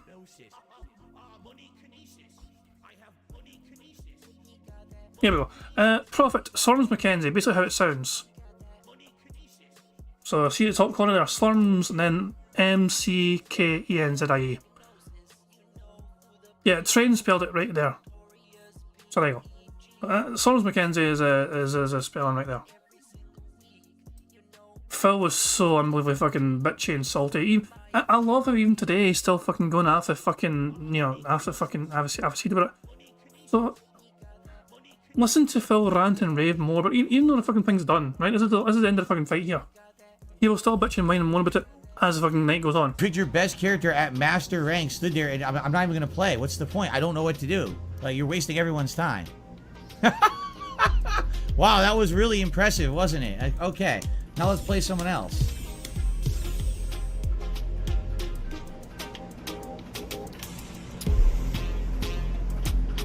Some people just don't get it, I guess, right? Gee, let's see. Phil's playing random characters tonight in a casual environment with his viewers. Let me pick my master level Luke and try hard my way to victory. I mean, no, what are you proving? What exactly did you just prove? I'm not even picking a character I know how to use. Like, who cares? You just wasted everyone's time, including your own, like an idiot. Fun stream. Lose with grace, ignore the haters. Thank you. And then Slayer did a super chat saying, well, why shouldn't people be able to use their best mains? Well, here's the point, Slayer. If you haven't been paying attention to me playing this game recently, even with as much as I have played, and as good as I've gotten with a character like Blanca, I'm not master. This dude is a master level Luke. Literally, this guy has played the fuck out of this game in the last month. And the whole point of viewer lobbies is not to play your best and try to dominate with your upper echelon character. Look, Then why in the fuck did you pick fucking Blanca? They're clearly your fucking best fucking player. You played several fucking matches with Blanca. You picked your best for several fucking fights. I'm doing. I'm variating between characters. You see, I'm picking freaking Dalsim. That's a character I don't even really know how to use. I'm just trying to learn. There's literally no point in him going super tryhard tonight. There's nothing to prove. It doesn't matter if he beats me. I'm not even using my best character. It's just a waste of time. You know what I mean? Like, here we go. Everything hits me. Everything hit. Okay, well, why did I play then? Like, we might as well reset the 5 minutes that we wasted with that guy. He kind of missed the whole point of a player lobby. He did. You know, this isn't a tournament. If this is a tournament, fine then. If you want to freaking play with your crazy ass Luke, go play him in tournament. I don't need to waste my time playing against him here with a character I don't know how to use. It really is just stupid. I got the drip, go. I got the drip. Yeah, and once more, that was a video from Snort Hogan, which is why you've got the outdoors. So big up to Snort Hogan for that clip as well. As I said, that video got like 15k views in a day. It's not like that. If you go to his channel, right, it all had another fucking bitch and wine fest. I think it was, I'm not sure it was part of his daily crap, but he whined some more about it. Created a lobby, I password protected it, and people who were on the stream had the password and were able to see it and join. And I played probably 20 people tonight, I would think. A good amount in the 2.5 hours that I played. I'm going to speed this up because, you know, it's me, it's fucking Phil. No, subtitles, nope. Playback speed. Here we go. I played a lot of characters, and that was good to get the character variety. And the thing is, I switched my characters almost every match. So tonight I used Marisa, Lily, Dalsim, Zangief, E Honda, Ryu, and Blanca. I think those were the 7 characters who I actually used tonight, and it was fun to mix it up and to have that variety of characters in a non-serious environment. And what I mean by that is, you know, I wasn't necessarily trying as hard with, you know, like I didn't pick Blanca and fucking try to win every time. That's stupid. What's the point of me picking my best character and just doing try hard against my viewers? I want to have casual fun with them. They're viewers of all different skill levels. They're not players who are all, you know, diamond master ranking. So, you know, I was playing around and had a good time, honestly. Now, a couple things. Number one, yes, there was trolling, but it was controlled. It wasn't a big deal. Number two, there were way more people that wanted to join. Each lobby could only hold 16 people. And there's nothing I can do about that. You know, also the process to join, I guess what happens is once I create the lobby, you search for it per the code that I give you, and you'll find lobbies with that code you can join. But I don't know how the process works. I don't know how smooth it is. There were people tonight who wanted to join and were trying all night and couldn't get into the lobby. And I'm like, you know, I apologize for that. I really don't know how to fix that process because I didn't make it. It's Capcom's process. I don't know if there's a way to streamline it or make it easier for everyone. I did what was explained to me as a way to do it, and people seemed to like it. Had a good time, lost a lot, but won a good amount as well, which is fine. Although I will say this. I think 1 or 2 people didn't get the point. Like, they came in with their absolute best. One guy came in master rank Luke. I'm using Dalsim, who I don't even know how to use, and the guy just does master rank Luke, just constantly punching me in the face. I can't even move because I don't know how to use Dalsim, so he's just, I'll just you know, bully Phil, and he just keeps punching me in the face, and I'm like, what's the point? Like, there's nothing fun here. It'd be one thing if I was using my Blanca and we were doing this high-level serious match. Dude, I picked Dalsim, one of my worst characters, and you're gonna go hardcore try-hard mode with master-level Luke punching me in the face the entire round like a punching bag. Like, what was the point of that? This isn't a ranked match. It was supposed to be a fun, casual match where people are playing and having fun. This isn't a tournament-level match. So it's hilarious. I'm like, I'm just gonna stop playing. Like, what am I gonna do? Let's let him beat me up as fast as possible so we can just get on to more fun matches. So I did, and then everyone was like, well, why'd you do that? Because I'm not gonna do anything with Dalsim. I don't even know how to use him. You will only get better at the fucking game, Phil, when you fucking play the game against fucking better people. How do you think you fucking improve? You fucking improve by challenging yourself against fucking good fighters in this fucking game. If every single fucking match for you is going to be a fucking, you know, slapfest where you fucking crush people very fucking easily, where's the fucking learning process, Phil? There is no fucking learning process. There's nothing for you to fucking gain from that. You fucking only improve by fucking challenging yourself against fucking good other people who are good at the fucking game as well. You could have fucking took that fucking experience and tried to learn from it. Oh, Luke's good at this kind of thing. Luke's good at that kind of thing. Especially when you knew you were going to fucking play as Luke today. You fucking could have used it as a goddamn learning fucking process, but instead you fucking gave up halfway through the last fucking round because you're getting your arse handed to you and you're fucking sulking about it because, oh, I can't fucking win. I'm going to just give up. I'm not having fun anymore because I'm not fucking wiping the floor with this fucking guy. Never mind the fact that you're fucking fighting people that barely fucking touch the ground ever before. You fucking beat Piece of Peace as your fucking main Blanca. You use Blanca to fucking beat Piece of Peace, who was like fucking, like, I don't even know what fucking level Piece is at, but he certainly wasn't anywhere near Phil's level yet. Not yet, anyway. Especially not with Phil playing fucking Blanca. I'm doing basics, trying to learn, and this guy just takes it upon himself to act like a tryhard idiot and doesn't get the point of apparently of viewer matches. He just thinks, oh, everything's top level play hard. It's not, especially when you know I'm not picking Blanca, and it's really stupid. But for the most part, people got it. We had fun. It was a good variety of matches tonight, and people want me to do it again. I don't know when I'll do it again. I would say probably maybe middle of next week, maybe on night we'll do it. You know, maybe like. That Prophet says Slums may have changed his name. Searching the standings, there's only one player who has a look, but at plat 2. God damn. You need the gamer code. I have no idea how to get the gamer code for you then. I'm not sure if there's any way to do that. Sorry, pal. I have no idea then. Thanks for checking, man. I do appreciate you trying to check anyway. But we'll just assume then that the guy's a really solid player or whatever, you know, and fuck it, you know. Phil's just fucking coping and, you know, and just ranting and raving. Okay, let's get back to bingo. Oh, mix up. Oh, high, low. Oh, combo. Dash kick. Oh, in the corner. Knock go. Oh. Like literally, I can't. Let me rewind that just so we get the full context. Sees that I'm not using my main characters, but he insists on not switching characters, wants to use his Master Luke. So I wasn't paying attention because I'm not paying any attention to what's going on. I'm just picking random characters. So I had my Dalsim. I think I'd already played him once or twice. I was just like a third match in a row, and I joined. And here's the guy. But oh, mix up. Oh, high, low. Oh, combo. Dash kick. Oh, in the corner. Knock go. Oh. Like literally, I can't press a button. I don't know how to play Dalsim. I'm just learning. I'm messing around. I'm very bad with Dalsim. This guy fucking knows that. If he's a viewer and fan of mine, he knows I've not used Dalsim. The ranking's right there. I think it's like 2-star platinum. It's pathetic. He knows my Dalsim sucks, but he has to fucking do as much as he possibly can to show off. And at one point, I was like, you know what? Fine. I just took my hands off the joystick. And literally, the guy didn't let up. He just kept attacking. He never took a quarter of a second to step back once and look and say, oh. Why should he fucking show you pity or mercy, Phil? Why should he have? Why? Why should he have fucking showed pity on you for not fucking enjoying yourself, for getting your arse handed to you? It's not his fault you're fucking not that good at the fucking game. Oh, is he even playing? No. He was so into his own ass, up his own fucking big head, that he believed that, oh, he's still playing. I'm dominating him. I'm not even playing. I was like, I just want the match over so we can go back to having fun with everyone again. So here's someone who totally doesn't understand the idea of a community night in a game. Again, there will likely, if this continues to work, and it continues to prosper, and people like this event, and we're doing it a lot, then maybe we could have, okay, tonight, everyone, we're going to have an actual try your hardest night. Everyone bring your best, all right? Don't mess around. We're not doing casual play. Let's actually try our best to dominate each other and see, you know, all right, that sounds a little weird. Let's try our best to dominate the matches and see how we do against each other in our highest capacity. That was not the point nor the spirit of the night. So someone coming in there ruining it for everyone, yeah, it was stupid. It was a really waste of time. Like, anyone else could have played and had a lot more fun than this guy who probably got his rocks off because he dominated the match with a character I didn't even know how to use, you know? And I'm not saying don't bring your best, but understand that that's not the point of doing the first ever fucking Street Fighter community night. I mean, it's idiotic, okay? So, of course, some people are disagreeing. So he's an idiot for fucking trying to fucking play a game he likes well. He obviously enjoys the game because he's fucking played the game so much he's fucking master level look. And we're assuming they're a fan of yours, okay? Because obviously they're in your fucking multiplayer stream. You said they were a viewer, you said they were a fan, so you seem to fucking indicate you know them. But how dare they fucking show off their fucking enjoyment in fucking game by fucking playing their best against somebody they look up to? Supposedly. Jesus. Qump says, my college had a Christmas party one year. I was the only one who played MKX. I ran the entire night. I crushed everyone. And guess what? People were fine with it. It was fun. Yeah, this is the thing. Some people are just fucking good at games. It's as simple as that. Sometimes I fucking play games as well when it comes to like fucking, FIFA. Back in the fucking day, FIFA, I was like the fucking best FIFA player between me and my pals, which is okay because they were better at me in real life playing fucking footballs. But I was better than them in the fucking video game, so I kind of balanced out. Which is the way it fucking goes. It's just the way it fucking is. We're just having fun playing fucking games, for fuck's sake. And you can disagree, but you have to understand it was my stream, my night, and I have the right to react how I want, you know? Oh my fucking god. Oh my fucking god. That's incredible. That fucking quote right there. But understand that that's not the point of doing the first ever fucking Street Fighter community night. I mean, it's idiotic, okay? So, of course, some people are disagreeing, and you can disagree, but you have to understand it was my stream, my night, and I have the right to react how I want, you know?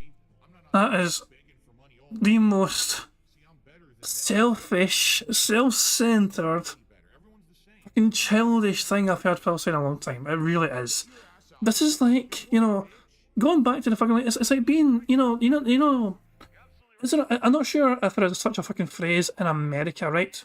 But there's a thing in the UK, right, where if it's like, you know, if someone's playing like football, you know, like soccer, out the fucking back, whatever, they're fucking pals, right? But they're not fucking playing that well, or fucking other people are playing too well for them. Because it's their ball, the game's over because it's their ball and they're going home. They're taking their ball and they're going home.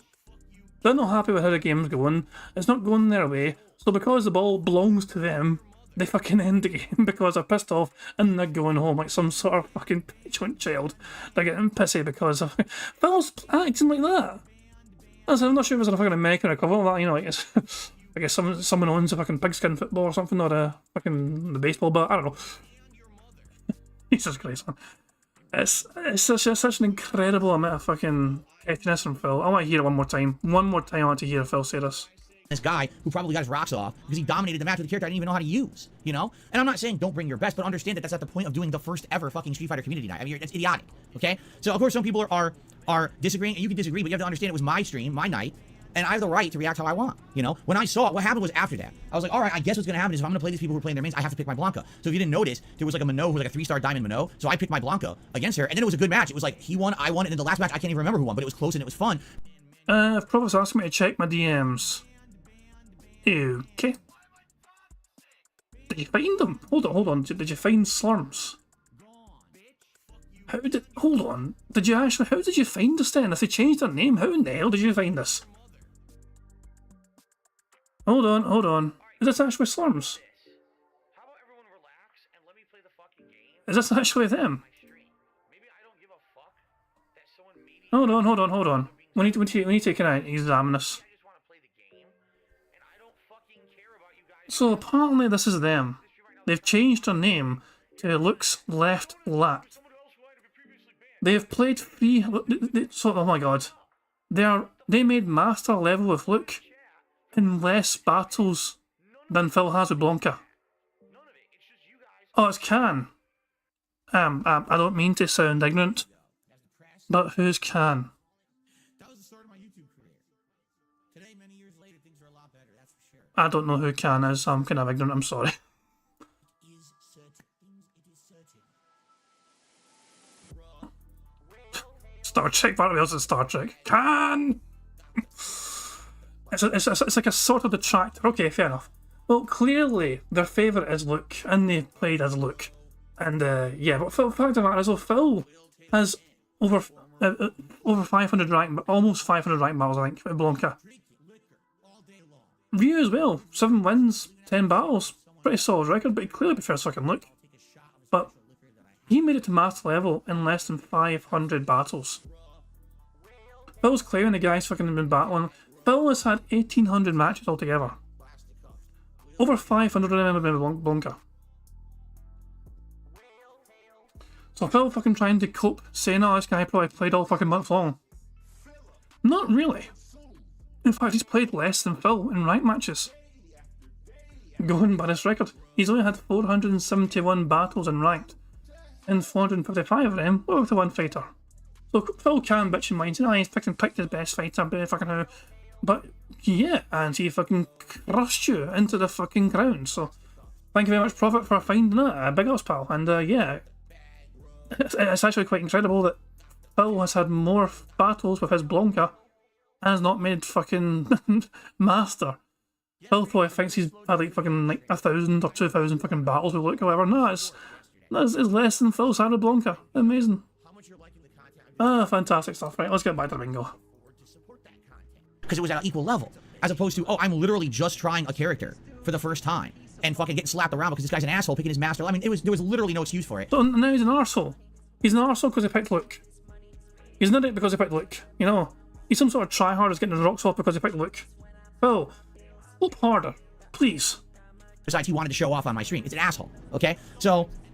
Yeah, it's stupid, and people should know better. And, you know, I'm sorry, you know, I'm not a super tryhard. I'm not. I told you guys my mentality going into Street Fighter 6 was not, I'm going to be a pro-level player. I'm going to be trying to dominate every moment. I'm going to be putting a variety of characters, trying to learn and have fun, put out variety content for my audience first. Then, I will try to actually get better with certain characters, all right? So, it's pretty sad that people have to take every single moment so ultra seriously in their life. And, oh, so here's a streamer, and I could join the stream and just beat the shit out of his character that he doesn't know how to play with my master level. Let me do it. Yeah, well, we'll see how it works when you come back to the fucking community night and see how welcome you are. Because we know your name now. Is Phil going to like fucking take a note of that name if he ever comes back? Holy shit. Phil's got this information. He has your name. He has your address. You fucked up. I'm sorry. I'm fucking getting flashbacks to Be Awesome 1 getting threatened. My bad.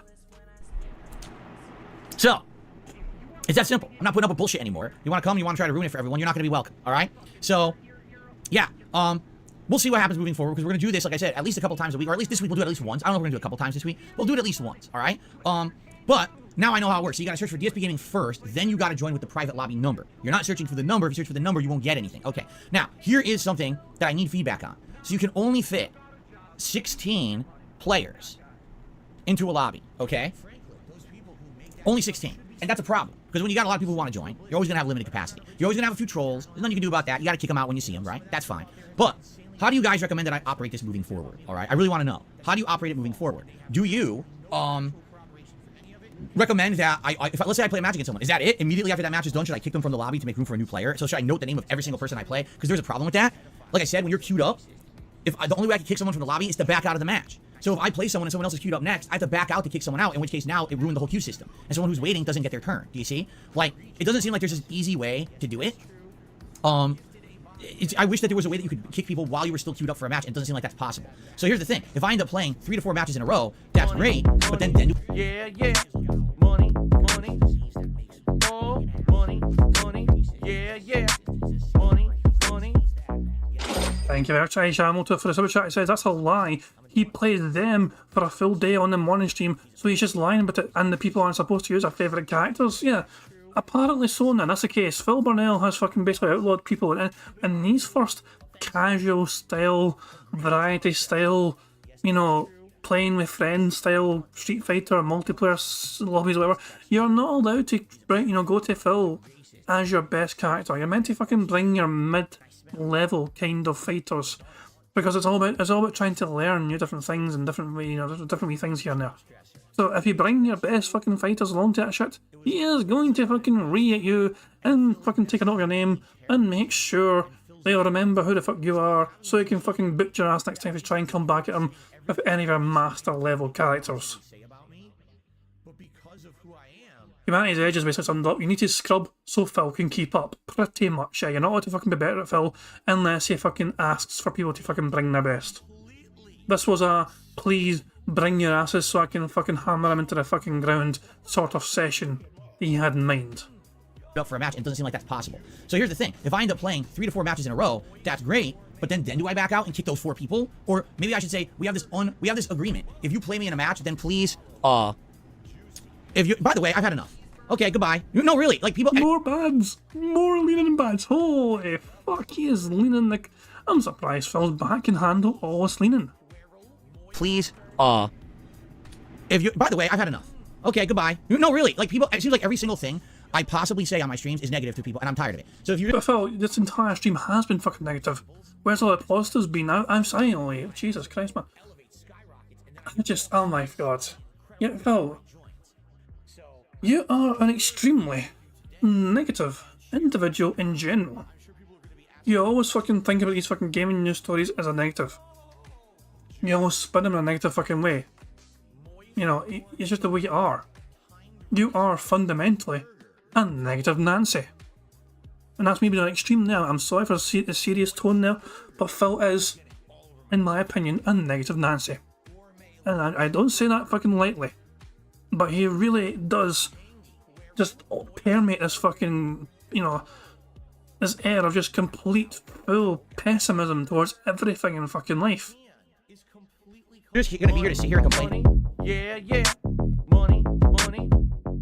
Oh, money, money. Yeah, yeah. Money, money. Thank you very much to Partial Artist for the super chat. He says, the King of Hate is back in full force. He never left, buddy. He never left. Well, it seems like every single thing I possibly say on my streams is negative to people, and I'm tired of it. So if you're just going to be here to sit here and complain every moment that what I do is wrong, you're not on my streams anymore. I'm done with it. There's a difference between constructive criticism or, alright, well, I'm just going to complain about everything. So don't come back. Like, seriously, Phil, this entire stream has been you complaining about everything. I want to do is try to set up a nice community night for my viewers to have a good time, and all I'm getting is a bunch of fucking idiots. Oh, you banned someone. Why'd you ban them? Oh, you don't want to play against Master Rank? Did I say that? No, I didn't, but you're an idiot. So if everyone wants to act like an idiot. Yeah, yeah. Money, money. Oh, money, money. Yeah, yeah. Money, money. Thank you very much to Kildetsu for the super chat. It says, ban, ban, ban, ban, ban. Gone. Forever. We need to rewind that. Apparently Phil's trying to retcon him saying he didn't want to fucking fight the Master Luke. Hold on. I paused it right before I fucking said it. What was that? What was that? Like, seriously, all I want to do is try to set up a nice community night for my viewers to have a good time, and all I'm getting is a bunch of fucking idiots. Oh, you banned someone. Why'd you ban them? Oh, you don't want to play against Master Rank? Did I say that? No, I didn't, but you're an idiot. No, Phil. Someone did play as a Master Rank, and you called him an idiotic arsehole. So that to me tells me that you didn't want to play them. I mean, why else would you call him an idiotic arsehole who's just fucking there to try and beat you? That strikes me as you not wanting to play them. And not wanting to play the Master level look. And all I'm getting is a bunch of fucking idiots. Oh, you banned someone. Why'd you ban them? Oh, you don't want to play against Master Rank? Did I say that? No, I didn't, but you're an idiot. So if everyone wants to act like an idiot, you're not going to be here anymore. Really? I just had enough. There's a difference between constructive feedback and just being a troll, and I've had enough of these fucking people. Okay? Especially people who I don't recognize, who you tell just came here to be fucking be assholes to me today. Seriously, I'm just trying to have a good day. Unreal. People just want to ruin everything for everyone. I've had enough of it. I really have. I'm stressed out. I've had enough of this shit. The fucking people just come to my streams to be toxic. Well, you're not going to be here anymore. I'm trying to do what's best and set up a nice stream for people. I go out of my way to do it. There's some problems with it. I'm trying to hash out those problems. The last thing I need is people on my ass about bullshit. Okay? You invited all this by being you. See, here's more. Just keep going. Go ahead. Keep saying the stupid statement so I can ban you. Please continue. I really want to get rid of every moron here so I can have a good stream today. I've had enough. All right. Anyone else? Or can I continue now?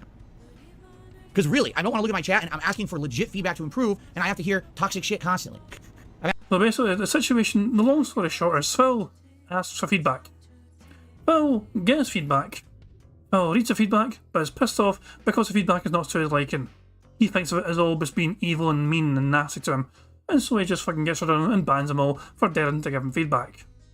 Because feedback was not to his liking. Bad enough. Okay. Now, let's try again.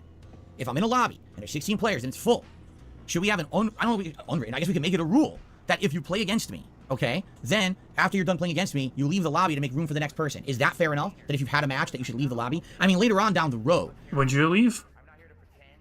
I'm just saying, Phil, isn't it fair? You know, you also have your match, that means you can fucking leave the lobby and other people can fucking have a good time. I don't know, I'm just saying. There may be way less people playing, in which case, then if people want to get a second or a third shot in or whatever, that makes sense. But now I don't feel like it makes sense. Right now we got so many people who all want a turn. You know what I'm saying? I completely agree. Big Papa Phil says you can name your streams. One night you can have Casual Friday or Casual Night, and then another night you can have Competition Night, and that way people know the vibe and know how to bring. 1,000,000% in agreement with you. That's a great idea, and I'm going to do that from now on. 1,000,000% yes. Yes, for sure. That's an insanely good idea. That way no one can complain. Because that's the thing. Everyone complains about something until a rule is set, and then they have no right to complain anymore, right? So everyone complained that I did a pre-stream. Oh, we hate a pre-stream, just get to gameplay. I was like, well, fuck you. I want to do a pre-stream. Well, we don't care. We're going to still complain. All right, well, now it's not a pre-stream anymore. Now it's a podcast. So now we can talk about shit, and you can stop. But you can fucking... It doesn't matter how you fucking, you know, name it. It's still the same old shite. People just fucking wanting to get to the fucking gameplay, for fuck's sake. I mean, you can call a fucking rock a turd, you know, whatever. It's still a fucking rock. Whining. And the people that whine have no right and no grounds to whine because just come back after the podcast ends, right? So if I'm doing a casual community night, come on in, bring your casual gamer players, let's play together, let's learn new characters or whatever, have a chill vibe, and you come in with your fucking master level character, you're out. Because we're not here to do that. We're here to have fun against each other and try to learn and just have a good time. If I say it's competition night, bring your best, we'll have that night, right? That was not the vibe of Wednesday. And I apologize if people were going in there thinking that it was Tryhard night. You would think, since I've never had a Tryhard night ever since I played Street Fighter 6, and since I've actually told you guys a million times I'm not trying to be competitive, people would have got the message, but I guess I have to spell every little possible thing out for people on the internet because some people just are slow. I don't know what else to say. It's pretty weird that people would have that weird vibe about what the stream was going to be. I did not say it was a tournament. I didn't set up a tournament. I don't know why people get that idea. Okay, so moving forward, thanks to Big Papa Phil's suggestion, that is exactly what we will do. We'll have it so that there's absolutely no misconceptions whatsoever. Anzo Kamaru says, you can set limits, but of course, people won't always follow the rules, so it's going to be luck of the draw. I mean, in life, that's the case, right? You can always have rules, you can have laws, you can have everything, but no one's going to always abide by it. You know that. That's fine, but at least, again, at least if we have things set up, we have a general understanding of how it works, we have a general understanding of what we're all doing, then we can all be in agreement about what we're doing, right? And then we can say, hey, who's in the wrong here? Well, the asshole who didn't follow the rules, everyone else was, right? Fair enough. You can't force it. And the thing is, can you force it? Yeah. Someone goes in there and they're misbehaving or whatever, you kick them out. You get someone in who wants to actually follow the rules and have a good time, right? Which is the whole point of doing a community night, right?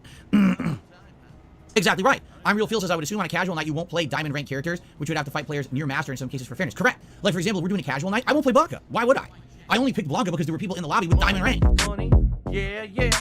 Money, money. Oh, money, money. Yeah, yeah. Money, money. There's a Brad Burning for Super Chat says, so he wants his dents to be training dummies. Pretty much, yeah. He wants them to basically do what he usually do on his streams. He wants them just to fucking take all the fucking punishment that he throws at them on a regular fucking basis. They're meant to just fucking sit there and take it all without really fighting back properly. It's correct. Like, for example, if we're doing a casual night, I won't play Blanca. Why would I? I only picked Blanca because there were people in the lobby with diamond rank. So I'm like, oh geez, I guess I gotta start playing Blanca, right? I actually had no intention of playing Blanca, or if I played Blanca, it would have been like 1 or 2 matches the whole night. I very much wanted to play other characters. If you didn't notice, the vast majority of my matches were characters like Ryu and Zengi, trying to learn with Zengi, who I'm still not great with. I feel like I gotta get a lot better with him. You know, I'm totally down for that. And then when we have the serious nights, then I'll probably just play with Blanca, or maybe a character who I feel like I'm a little better with. So yeah, absolutely. But I'm glad, again, I'm glad we're having this discussion, right? Because now that we're having the discussion... Not much of a fucking discussion, Phil. Yeah, yeah. Money, money. Oh, money, money. Yeah, yeah. Money, money. Thank you, Mr. Warren, for a super chat. It says, Master Rank Luke broke him. It really fucking did. Massively. This is not a fucking discussion. This is some sort of fucking unhinged one-way rant from Phil. And anyone that fucking dare to fucking have a thought on the rant gets fucking leaned out of fucking oblivion because Phil doesn't like the fucking feedback. This is not a discussion. When Phil fucking bans, you know, half the fucking things being fucking said back to him about this fucking unhinged rant, that is not really a discussion. That is just one person's fucking, you know, that's a dictator's tirade. You know, that's just him inventing this fucking stream because nobody can fucking talk back about him, and anyone dare to fucking try and have a fucking contrary opinion to him, they're fucking banned, gone forever. How dare you fucking disagree with Phil the Führer?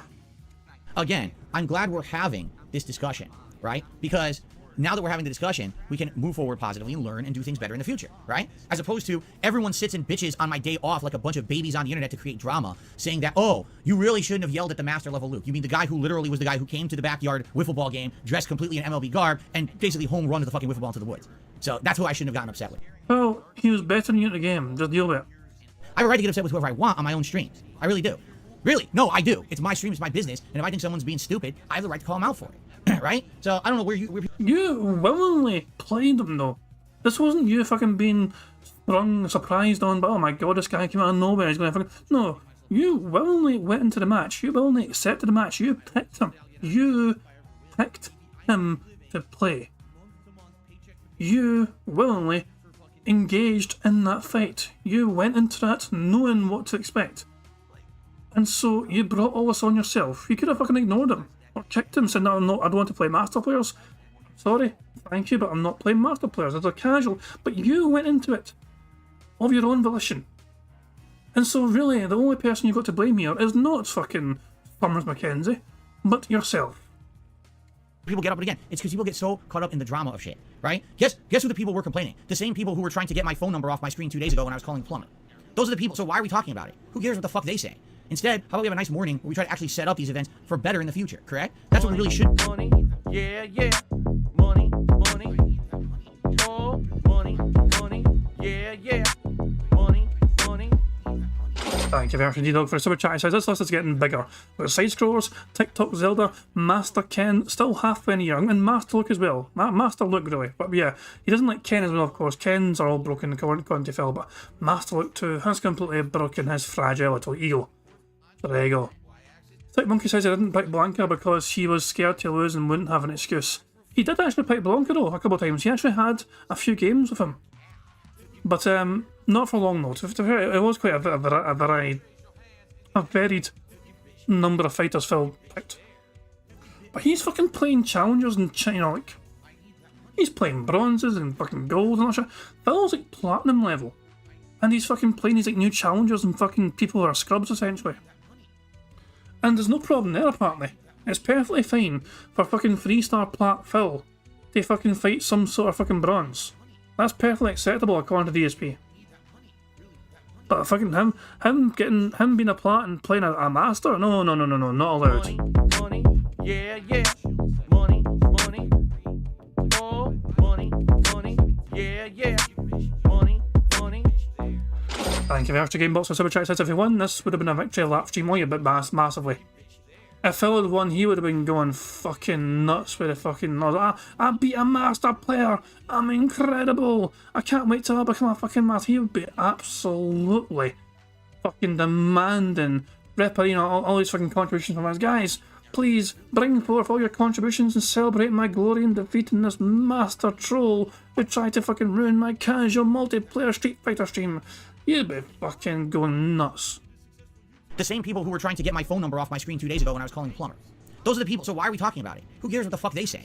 Instead, how about we have a nice morning where we try to actually set up these events for better in the future, correct? That's what we really should be doing. Not focusing in on the drama of idiots on the internet and then seeing them send in their viewers this morning to just derail the fucking stream. Instead, we have a good time together, which is the whole point of my streams, you understand? I did feel like that one thing really did throw off the vibe of Wednesday night. That was the one thing. Everything else I felt went well, except that it was the first time I did it. There were some people trying to join, and sadly, we didn't have the method down on how to do it yet. Now we do, I think. And people didn't understand it after one match, they should quit. So we can continue on and have more people playing, all right? Now we kind of get it, all right? The only thing detractors care about, from what I've seen, is a simple case of when is Phil going to play Jade.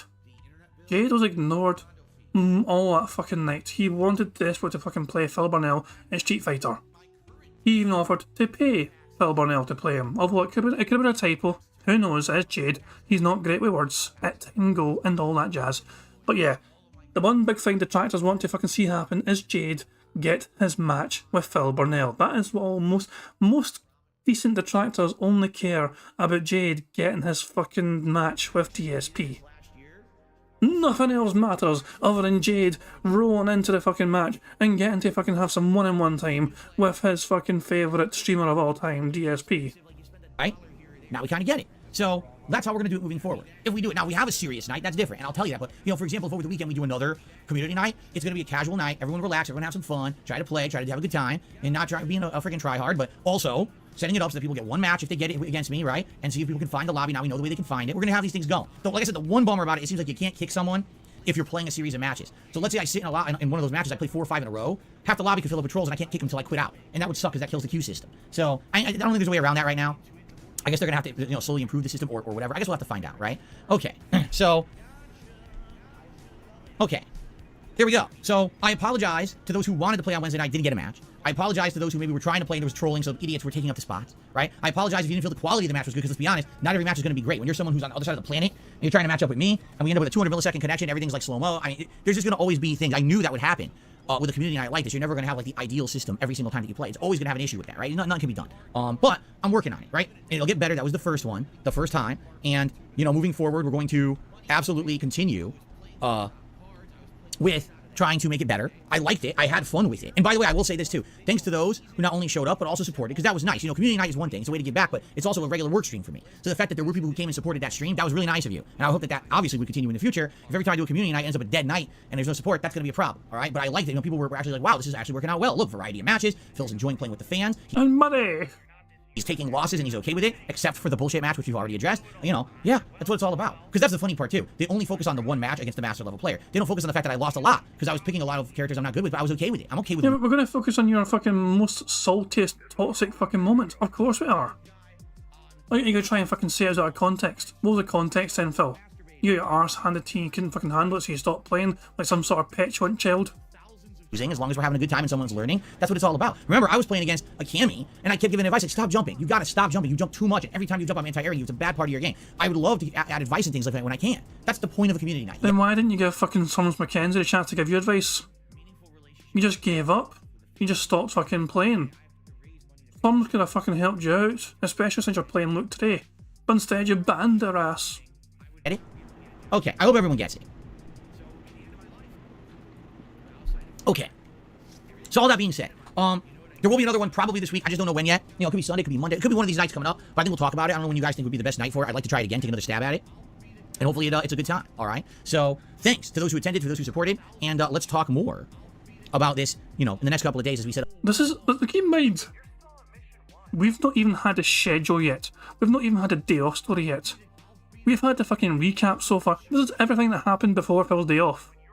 We have so much more left to fucking go. We're behind this live stream by about 50 minutes, but we have been going though. Half of this fucking podcast was dedicated to Phil going over what happened on Wednesday. Easily half. It's crazy. That's mental. He needs to fit in fucking his fucking day off story. He needs to fit in his schedule. He needs to fit in the contributions that's been given to him so far. He might not even have time for some Q&A. Oh no. Set up the next one, okay? Cool. All right. Now let's talk about my day off yesterday, okay? And yesterday was interesting because, first of all, it was incredibly hot again here in Washington. It was almost 90 degrees. So the whole day I'm out, I'm sweating. You know, it's a hot summer day. And, of course, once again, when we have a day off, we have a million things we got to do. We have an appointment, and this in particular, it was a vet appointment for Jasper. Good news is, he's not sick or anything. It was his yearly checkup and also his second dose of a rabies vaccine. which I guess now gives him a 3-year coverage. We'll talk about this in a moment. Okay, we're gonna talk about this because Let me guess. Money. yesterday was a fiasco. All right, and at this point, maybe if this had happened randomly, it wouldn't have been such of a big deal. But as you guys know, I literally just told you a story last week about how I was scammed a few years ago when it came to my food waste disposal unit. How I had paid a lot of money to get one replaced, and the guy literally didn't replace all the stuff he was supposed to. He basically charged me like he did, and he ripped me off. Gave me the same unit. That unit's a piece of junk, right? I ended up breaking, and I just had to pay for a whole big new thing, all right? So, basically, let me talk about everything but the vet first, okay? So, we had to rush yesterday because we had all this stuff to do. So, we're like, we don't even have time to, like, make food. Let's order some food quick while my wife is getting ready for the day. So, we ordered What a surprise.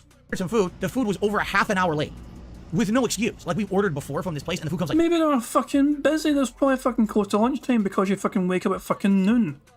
This delivery driver just decided to go in circles or take their time, so the food was over half an hour late, already setting us back up. Oh my god. Oh my god. Oh my god. I'm sorry, but fucking I'm just picturing, like, you know, Pixar animations, like making an animation of some DoorDash driver going in circles around the store fort just to fuck with Phil. I don't know.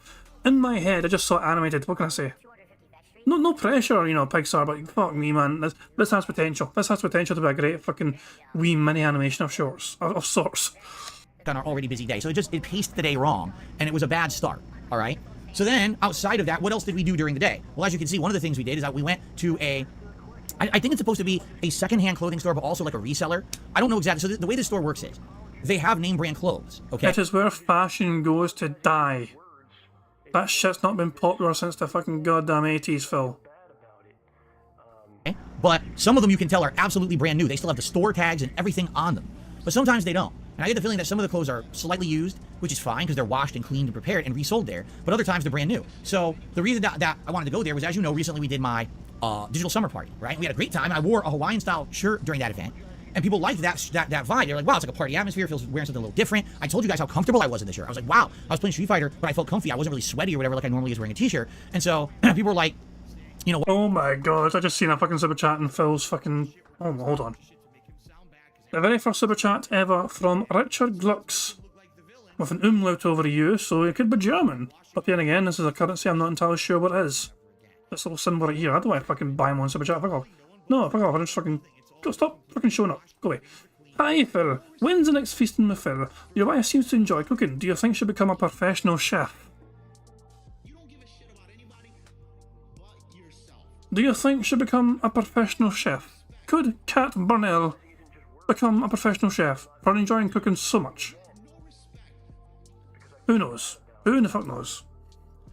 Can't wait to see Phil's fucking response to that. If I even fucking do it, and keep minded. I'm not sure if Phil's even started playing yet, his game. No, Phil's still going. His podcast, I think, is still going right now, so he's going late today. People are asking for otters, you know, that's a fair point. Let's go to live, let's go to live, Otter Cam. Oh, the lazy bastards are fucking sleeping, wake the fuck up, we need some fucking entertainment and cuteness. Lazy fuckers. Two of them are sleeping in the fucking hole, and the other two are sleeping in the fucking top right there. Cute lazy bastards, fucking wake up and entertain us and swim out. At one time we need otters and they're fucking just sleeping fucking... It's probably... They're having a fucking afternoon fucking or late morning nap. That's what DSP does on his day off usually. Fucking has like a fucking... He wakes up at fucking 10, then realises it's too early and fucking goes back to sleep for another hour and a half or so. Then orders fucking DoorDash. Right, let's get back to Bingo. Why don't you get more shirts, more button-down shirts like that, right? And I was like, you know what? When I get opportunity to, I will. And so yesterday was my opportunity to do that. So I went to this store, and they had a ton. I mean, they had a lot of stuff. And I went through a bunch, and I ended up grabbing a few shirts, and they're all cheap. Like, they're like $10. Wow. I think this shirt right now I'm wearing was $8 or $10, okay? It's comfy. It's very silky feel. I know it's not, so it's probably polyester, but it's very silky. It's relaxing. I'm like, oh, this is nice, right? It's a nice shirt. So, you know, moving forward, what I'm probably going to do is alternate. Because I have some silly shirts that look like this. I have some that look a little better than this. You know, this is more silly, you know, Hawaiian vibe. But there's others, like I got one that's little sharks. It's kind of nice. You'll see, because I'm going to be wearing them over the course of the next several weeks. What I'm going to do is kind of alternate. I'll wear one shirt like this, then I'll wear a t-shirt, then I'll wear this again, I'll alternate between, rather than it just being the same kind of thing every day. I guess it makes sense wearing the same kind of clothes for 15 years. Thank you for describing what the fucking word alternate means. Because I was so fucking confused what you're talking about, Phil. Thank you very much for making sure the audience is perfectly fucking aware what you meant by alternate. years kind of gets played out. People are like, why don't you wear a little bit more variety of clothing? Some people in chat are saying age appropriate. You think that a button-down shirt is age appropriate? So you think because I'm 41 years old, I can't wear a t-shirt? Is that what you're saying? You know what? I fucking see your ridiculous fucking chest here, you fucking ugly fuck. It's bad enough I have to fucking go back to your fucking Axe, you know, shower video. That's, by the way, today's thumbnail, today's bingo thumbnail was a still image from Phil scrubbing his balls in the shower. That face that Phil made for the thumbnail, that's the face Phil made when he was scrubbing his balls with that Axe product. Really? 41-year-olds can't wear t-shirts. That's interesting. I never heard that one before. Okay, that's a new one. All right, well, I guess I'll learn. But anyway, so yeah, so it was nice. And I liked what we found, my wife and I, at the store. They also had sunglasses, and I get a new pair of sunglasses, but what it was, so they had a pair that kind of looked like these. Like, what do they call these? I forget what these are called. They have aviators. a name for these, right? I can't remember what they're called. But I just didn't like, they had a few styles I didn't like. One of them had like weird colored tints to them. Like one of them was like a pinkish tint. Like, ugh, I want pinkish. Oh, aviators. Thank you. These are called aviators. So yeah, one of them had a weird pinkish tint. I didn't like that. And another one was like too big. Like they were bigger than these. I was like, it's too big. So I didn't really find one that I liked there. So I didn't get those. But I got a variety of shirts. So I'll be starting to wear those this week. This is my first one. And like I said, every other day, so probably like tomorrow I'll wear a t-shirt. Then maybe Sunday I'll wear another one of these button downs. Let me know what you think. Right? It's a good variety of stuff. I mean, it's a different kind of variety. It's me on camera. This didn't used to be a concern because I wasn't on camera. And then when I became a full-time streamer, now I'm on camera all day, every day. But still, it really wasn't a concern. You've been doing webcam for several fucking years now, so it took this fucking long to fucking realise maybe I should fucking make an effort for my audience. Holy fuck. Prophet saying, lol, his mum wife took him shopping for clothes at Toys R Us Kids. Pretty fucking much. Well, that's why Kat had to go with him that day, so she could fucking pick clothes that were suitable for him. You think Phil's got a goddamn fashion sense? Fuck no. And people didn't even bring it up until that marathon a couple weeks ago. They were like, you look pretty good. It's different to see it, kind of having a different vibe. And I was like, all right, why not? All right, cool. So I had an opportunity to do that. Outside of that, we did a few other things. It's, neither here nor there. The one thing that I want to talk about is this vet visit, all right? I'm pretty upset. Let's explain what happened, all right? So, for the record, Jasper Kitty is not sick, all right? Money, yeah, yeah. Money, money. Oh, money, money, yeah, yeah. Money, money. Thank you very much to Barrett Wells for super chat. It says, let me know what you think of me to rest myself. That's pretty much it, you know what I mean? Phil's like, yeah, but it's not even that though. It's probably Cat that fucking picked out all the fucking things for him. I don't want to fucking hear anything about this fucking vet visit because it's going to involve money. It's just, it's a topic that's kind of hitting too close to home for me. My cat, it's not my cat. So, the family cat, my mum says, the cat that I used to have is my cat before I went and moved out because I moved for love. As all Phils do, I moved for love. So I used to live at home with my mum, and I moved out for love, and the cat stayed because it's my mum's fucking cat really, but it's a family cat. Anyway, long story short, the cat had to get an operation the other day. I had to get a whole bunch of teeth removed, which is also it's okay. The cat's in okay health, cat's doing okay, but it's just a fucking price of it all. That's ridiculous, man. Phil's going to start bitching. I'm pretty certain Phil's going to fucking bring up money for his vet checkup. Vets are ridiculously expensive. I assume it's the same in America as it is. Even if I fucking can't cover in some sort of insurance or whatever, it can get fucking quite pricey as well. It's just fucking ridiculous, man. It's like procedure cost my dear wee man almost £700. It's just ridiculous money. And it's okay, also I'm going to fucking help her pay for it as well, not sure, but it's just a fucking thing. He's going to bitch and whine. Phil makes like 10 times, how much does Phil make roughly? Phil makes probably 5 times more than I do, roughly. Between 4 and 5 times than I do per year. And he's going to start bitching and whining and moaning about probably some sort of vet bill. It's just ridiculous, I don't know. But Barrett Wells, a great fucking point. Barrett Wells says his stepdad ran over a farm dog with a yard mower and paid $10,000 to keep it alive for 2 more years to get it. Exactly. It's the case of the fact is, it's a pet. We love our fucking pets. We'll spend what we need to fucking spend to fucking protect our family and keep them healthy as long as possible. That's just the way it goes. All right, I'm pretty upset. Let's explain what happened. All right, so for the record, Jasper Kitty is not sick. All right, he's perfectly healthy. He has nothing wrong with him at all right now. He was going in for his yearly checkup. He was going in to get his rabies vaccine follow-up. Okay. Now, I don't know how the rabies vaccine works. That's on the doctor to explain it to you, right? But I was under the understanding that he was going to probably need his rabies vaccine follow-up, but we had scheduled him just for a checkup, and we figured while we're there, we'll get everything done, right? Get to the point. So, here's the thing, all right? We've taken Jasper to this vet for 3 straight years. The first year, they were still at the end of COVID.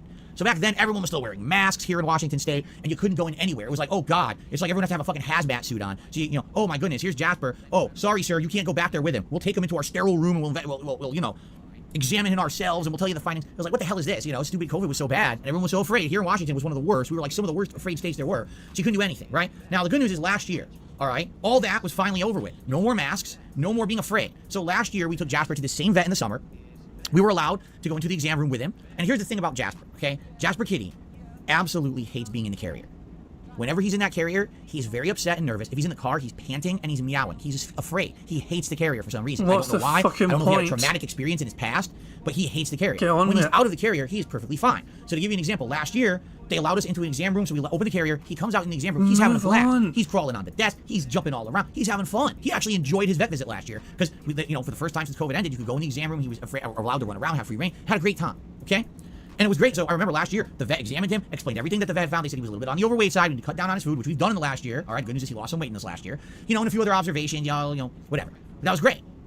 And by the way, it was quick. Like I remember last year, we basically waited in the waiting room maybe 10 minutes, got right into our room, our exam room. That was maybe like a 10-minute wait. Vet came in, exam done. We were out within like 40 Oh, wait. Maybe the rant is not to do with fucking money, but about time. Because that's another thing that's precious to Phil Burnell. Maybe it took far longer this time. minutes. The whole visit was done. It was awesome. And we were on with our day. Okay? So here's what happens this year. Okay? So, I know, you already know what's going to happen. You already know it's going to be some fucking bullshit rigmarole, right? You ready for this? Okay. We show up early.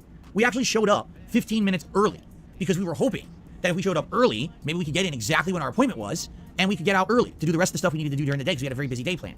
So, first of all, we show up early, okay? And I'm not kidding you. This is what they tell us at the front desk. Oh, you're early? Well, we can't check you in until it's time for your appointment. That makes sense. You're early, but other people are getting seen to, so that's okay. At least as soon as your fucking appointment is ready to fucking go, you're there and good to go.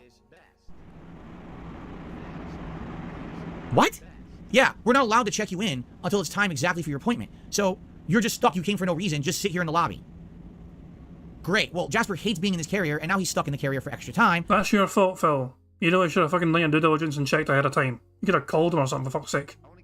Because they don't care that we're there early. They just, just wait. All right, fine. So we wait, and then when it's time for our appointment, we check in. Okay. We then wait in the lobby for about another 10 to 15 minutes. So apparently they weren't ready regardless. And then... Well, because, Jesus fucking Christ, some of these fucking things can just have... Sometimes you can have fucking emergencies in these fucking vet visits, and sometimes some animals take some more care to fucking make sure they get the treatment they fucking need. It's not easy to fucking look after fucking animals and vet. This is why vets, they cost a fucking bomb. They cost a fucking fortune if you fucking have a pet and you need to vet all the time. They will fucking drain your fucking money. But the fact of the matter is, it's not easy for a fucking, it's like doctors fucking at least can get told by the patients what's wrong with them. And it's harder for pets to fucking tell a vet what is wrong with them. It takes a lot more, investigation from the vet to fucking figure out what the fuck's going on with this animal to fucking make sure that they're okay. And sometimes it's just like, and also as well, some creatures are just fucking hard to deal with. You may have some big massive fucking thing that's going to take some sort of fucking, restraint to fucking keep calm while you fucking check him up, not shit. So Phil, it happens. So go on, Phil, continue bitching and whining in the morning. What happened next? And a tech comes out. And the tech comes out and says, oh, you were early. I swear to God, this is what the tech says. She goes, oh, you were early. Well, the vet is late. Still on lunch. Stutters her words, like cuts herself off and changes what she was saying mid-sentence. Still at lunch. So obviously, the tech inadvertently admitted to us that the vet was late for work. Okay. Nah. You're assuming and jumping to conclusions. I mean, they may have been late for work, who fucking knows, but you're jumping to random fucking conclusions, Phil. Okay. So we can't get you in yet. You have to wait in the lobby. And once the vet is back from lunch, we'll let you in. But our appointment is at this time, and the vet's not here? Okay, so what is going on? Now, in the meantime... So this is a time story. That was me thinking Phil's going to turn this into some sort of begment thing, whatever, but nah, it's some sort of time story instead. And I imagine, okay, because Phil never bitches and whines about these fucking appointments in terms of the money it costs him, I imagine they've got Jasper insured in. Other people are coming in with their pets. There was someone who came in with 2 chihuahuas. They were let in within 5 minutes into an exam room, and you could hear the doctor over there examining and dealing with the chihuahuas, having a great time in the room. Another person comes in with a cat and a carrier. They're allowed right into an exam room. It's only us. Oh my god. It's brilliant. Phil's like, oh my god, we're fucking getting treated differently because we're famous. The vet's a detractor. The vet's a detractor. The vet's a damn dirty troll. It's not going to fucking let us be seen. Stuck in this lobby waiting with Jasper in his carrier. Now, if you add up the time, it's been over a half an hour he's sitting here in his carrier in the lobby, and we're not even allowed in yet. So finally, you know, the tech is there. I'm like, well, how long are we going to wait? What is going on? So the tech says, all right, we're going to take him in. The tech takes Jasper in, but not us. What? So now Jasper's in there by himself without us in the room, and we're not allowed to come in. Why not? The people with the chihuahuas are in the room. The woman with the other cat just went into the room. Why can't we go in? No, you stay in the lobby. Okay? All right. So they take Jasper in. 5 minutes. I'm not kidding. I timed it. 5 minutes. After 5 minutes, they take Jasper back out and hand it back to us in the carrier. And I'm like, did you do anything? Did you examine? Don't worry. The vet will be right with you. We wait another 20 minutes. So now Jasper has been in his carrier over an hour, and it's not even clear if they examined him or not. We don't know what happened yet. Okay? So now we've been there an hour. Finally, a woman who they, oh, I'm the vet. You should have seen this woman. All right? She comes out, first of all. Everyone else that's working there has their like nurse/tech garb on, so you can tell they work there. It says the name of the vet. This woman comes out in gray sweat clothes. It looks like she literally just came in off the street, maybe from jogging. I'm not sure. Her hair, you can literally tell she was late for work because her hair is dripping wet. You can tell what happened is she came in and just quickly brushed or combed her hair with water before she came out to the lobby. It Remind you of anyone? Hold on, hold the fuck on, Phil. That was your goddamn routine for several fucking years. Holy fuck, hold the fuck on though. Just throwing water in your fucking hair and combing it. Oh my fucking god. B-Dog says this is the Pandalese story over again. You mean the hospital visit? Yeah, pretty much. This is the hospital visit version 2, Jasper edition. Literally had just been combed because it was wet as shit, right? So she comes out not dressed for work, with wet hair. Okay, so is that Jasper? Wait, what? You're the vet? Didn't you just examine him? Oh, is that Jasper? Okay, so here's what we found. Okay, so here's what the vet said. First of all, well, has he ever had blood work? And I'm like, you work here. He's been here for 3 years. You don't know if he's had blood work yet. So I said, no, he hasn't had blood work. He's never had a reason to have blood work. He's never had a serious illness or whatever. So, you know, he never had that, you know. So he's here for his exam and his rabies vaccine, right? So they said, okay, well, you know, we think he should have blood work. Why? Well, you know, it's a routine thing for these cats. Every few years they should have blood work. It's a way to check for diseases. It's a way to check for this or that. I'm like, all right, so let's be real here. Let's talk cost. What do I owe you now? And what am I going to owe you if we have blood work? Okay? So he goes, well, for the exam and the rabies vaccine today, it's $109. Okay? But if we do the blood work, it's $450. What? And I was like, fucking cunt is going to complain about fucking money. Phil, you're the one that's fucking telling us the other day that fucking Jasper's been vomiting for attention and all that shit, which is a weird sign. You're telling us Jasper's randomly being fucking sick, apparently for fucking attention from you? I would fucking just get the goddamn blood work. If your cat's randomly fucking thrown up all over the fucking snort forts, then fucking make sure they're looked after. You cannot fucking put a price on the health of your fucking family. And yes, I include pets in that sometimes. Yeah, pets are family, let's be honest, guys. I know we mock Phil sometimes for fucking calling Jasper family, but what's for real? When it comes to our own pets, they're pretty much family. $450. There's nothing wrong with him. Why do I want you to do $350 blood test? Right? But this vet is actually like hard selling me on getting this blood test. Like, he's not sick. You know? And she kept pushing it. She's like, no, really, I'm telling you, I'm recommending that you should. I was like, we're not doing the blood test, all right? This is ridiculous. Like, we're not doing this blood test. He came here for one thing. This is absolutely ridiculous. So, by the way, at this point, we don't even know if he received his vaccine or anything. This vet told us nothing. So the vet says, all right, well, I'll be back. And goes into the back and disappears, I shit you not, for another 20 minutes. 20 minutes. And then comes back again. Well, never comes back. We never saw the vet again. If that even was the vet. I don't know. There was nothing on the person to say they were the vet. Okay? Finally, the vet tech comes out again. So now we've been here almost 90 minutes. Jasper's been in this carrier, and he's very upset. He hates being in the carrier. And he's been in here for 90 minutes. By the way, we weren't allowed into the room. If he even saw a room, I don't even fucking know. Right? I have no clue. And, you know, what you want to talk about a night and day experience. Last year, they're nice, they're kind. Within 20 minutes, we're in an exam room. Jasper's out of the character. He's out of the carrier. He's playing. He's enjoying himself. He's having a good time, right? He gets his vaccine, which is quick. We're out of there within 40 minutes. We're 90 minutes into yesterday's visit, and we don't even know what's happened yet. I was ready to walk out. Kat was very upset. She's like, I want to get out of here. This is absolutely ridiculous. I said, if they don't come within 5 more minutes, we're leaving. And then they can figure out how to bill us. Because I've had enough of this. This is fucking ridiculous. How we're being treated, right? So, finally, the vet tech comes out again, not the vet, and says, all right, we're all set. I said, what do you mean we're all set? We're ready to go. What do you mean we're ready to go? Did he get his vaccine? Oh, yeah, well, we brought him back before. We examined him. We got him his vaccine. He's good to go. You didn't tell us. We've been sitting here an hour and a half. You never even told us that you did that, right? So I go up to the front, and I pay for the exam of the vaccine, and they give me that tag that says that he's been vaccinated or whatever. And they hand me a ton of paperwork. Now, I don't know what any of this paperwork is, okay? I wouldn't know until Did you try reading it? I have a chance to read it. And I said, we got Jasper home. We had a ton of shit to do. We had to go grocery shopping. We had to do a ton of stuff. So later that night, all right, I come home, And we're finally, it's time. Let's read the paperwork. It's like 8, 9 p.m. now, right? You didn't fucking read it then, and why?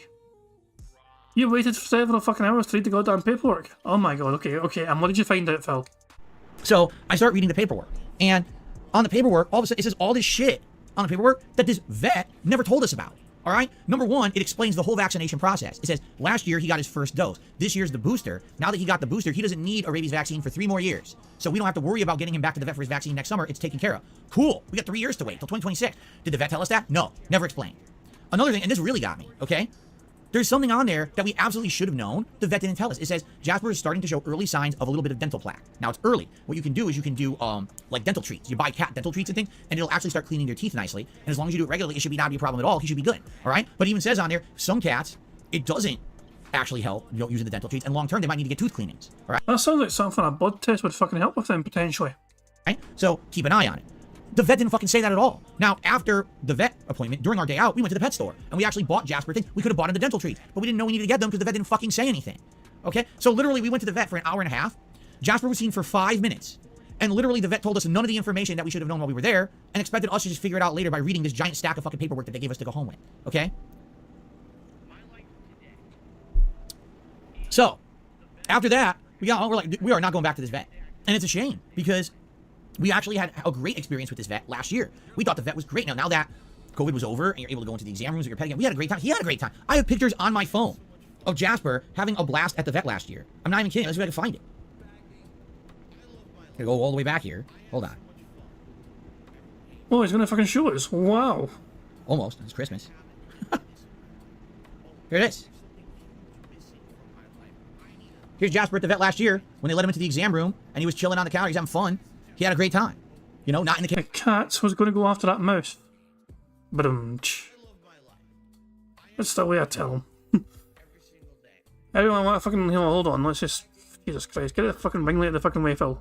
There we go. There's Jasper. Caleb says how much he willing to bet Philly Boy caused a scene at the vets, and that is what led to him not being in an exam room. Possible. Kinda possible. I mean, who knows? Would fucking love to. Oh, Jesus Christ. Imagine fucking being in that same fucking, like, you know, vet. And they're just seeing Phil fucking so I get mad. But there's Y2. There's Y2J. When they let him into the exam room and he was chilling on the counter, he's having fun. He had a great time. You know, not in the carrier the whole time. That was August of 2022. This year, it's like a completely different fucking place. Like, you know, what happens to these places? How is it that in a year, they completely changed their entire process? Why did everyone else around us get to go into a room with their pet, but not us? Why were we rushed in and out for 5-minute exam, but kept there for 90 minutes? Why was the vet late? Because that's the truth. But the problem is, I think, here's what I really think happened. The vet is basically, we got the worst vet in the place, right? They were already late for work. So we had to wait extra just for the vet to show up. And then when they showed up, it was a rush job. Oh, he's just here for his yearly exam. All right, get him in quick. Let's do this fast. Okay, we're done. On to the next. Well, they're still here. Oh, shit, I gotta go out there and talk to them. Oh, man. Oh, now I gotta do my hair. And runs out in the sweat, goes, hey, everyone. So just so you know, by the way, let's upsell on a $300 blood test. And let's try to scam the fucking poor people out of $300 that we definitely don't need to spend, but they're being idiots about it. What you know what I mean? Like, fuck? oh, I made like no money on this visit today, so let's try to upsell them to make profit. Right? It's exactly what it was. A $300 fucking blood test. You know? Are you out of your mind? So, we're not going back. We're done. You know? I'm telling it, I'm calling it now. If that cat falls sick within the next hour, not hour, sorry, next year, within the next year, if Jasper falls ill, and it's something that could have been fucking picked up by a fucking blood test, he was too fucking cheap to get because he doesn't want to spend that fucking money on his fucking cat. Like, made him $2,000 when he fucking revealed him, by the way. That is definitely gonna fucking be on Phil. Phil has told his audience that cat's been fucking thrown up and being sick and not shit. Just for attention. That does not sound like normal fucking cat behaviour to me. And he's got a fucking audacity to fucking complain about the vets trying to fucking charge him for fucking shit they could fucking reveal if he actually isn't fucking full perfect health or not. Because the stories that Phil spins, the yarn that Phil's spinning to his audience is that this fucking cat has been sick sometimes. This cat has been having problems sometimes. This cat has been going crazy sometimes, you know what I mean? It's like, acting differently and a bit irregular with his fucking behaviour. And yet he's not fucking willing to fucking get it looked into. He's just assuming, you know, I just fucking get his usual fucking routine shit done. Great, I don't need to go back for fucking 3 more years. I'm telling you, Jasper's not going to fucking see a vet for another 3 years. Phil's going to assume the cat's just fucking being annoying, try to get attention, and then the cat, if something happens to that cat, It's on, Phil. And it's sad because, like I said, last year it was completely different. I felt like it was a great vet a year ago, and then somehow this all changed. You know, in the last year, and now it's a completely different business. Like, I would never go back there after that. That was such a horrible experience, right? So, yeah, so that's it. So anyway, that was our experience. It sucked because, you know, this is something that we were hoping would be under an hour. All in all, with that taking so long and the driving, it was over 2 hours out of our day, and now we were way behind. So we didn't actually get to do everything that we were supposed to do or wanted to do yesterday. You know, we got maybe half the stuff that we wanted to do. We had a lot of things lined up, and we're like, well, we're too tired. We don't have time to do it. What are you gonna do, right? So it is what it is.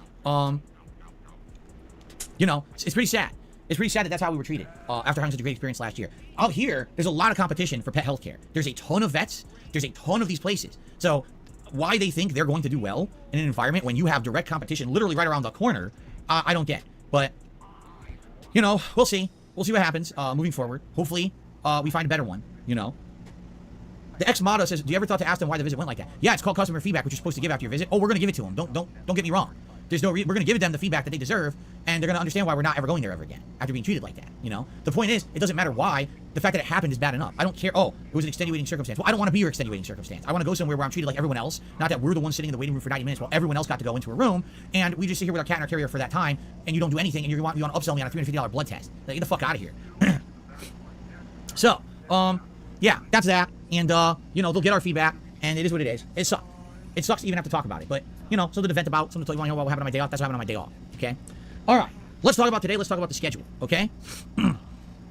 So, someone literally said the entitlement. Wow, you're a fucking idiot. You think that a consumer be asking to be treated like all the other consumers in the same business and getting the money, you're getting what they pay for, getting a good experience, especially when there's competition in the area, you think that's entitlement. No, you're an asshole. You're a complete idiot. Go fuck yourself. Okay, if you give me 1 second, I gotta blow my nose about to sneeze, and then we'll talk about the schedule for the week. He muted the stream. Wow. We'll just enjoy some good attractive music. Well, Phil fucking goes and blows his nose into the line of coke or something.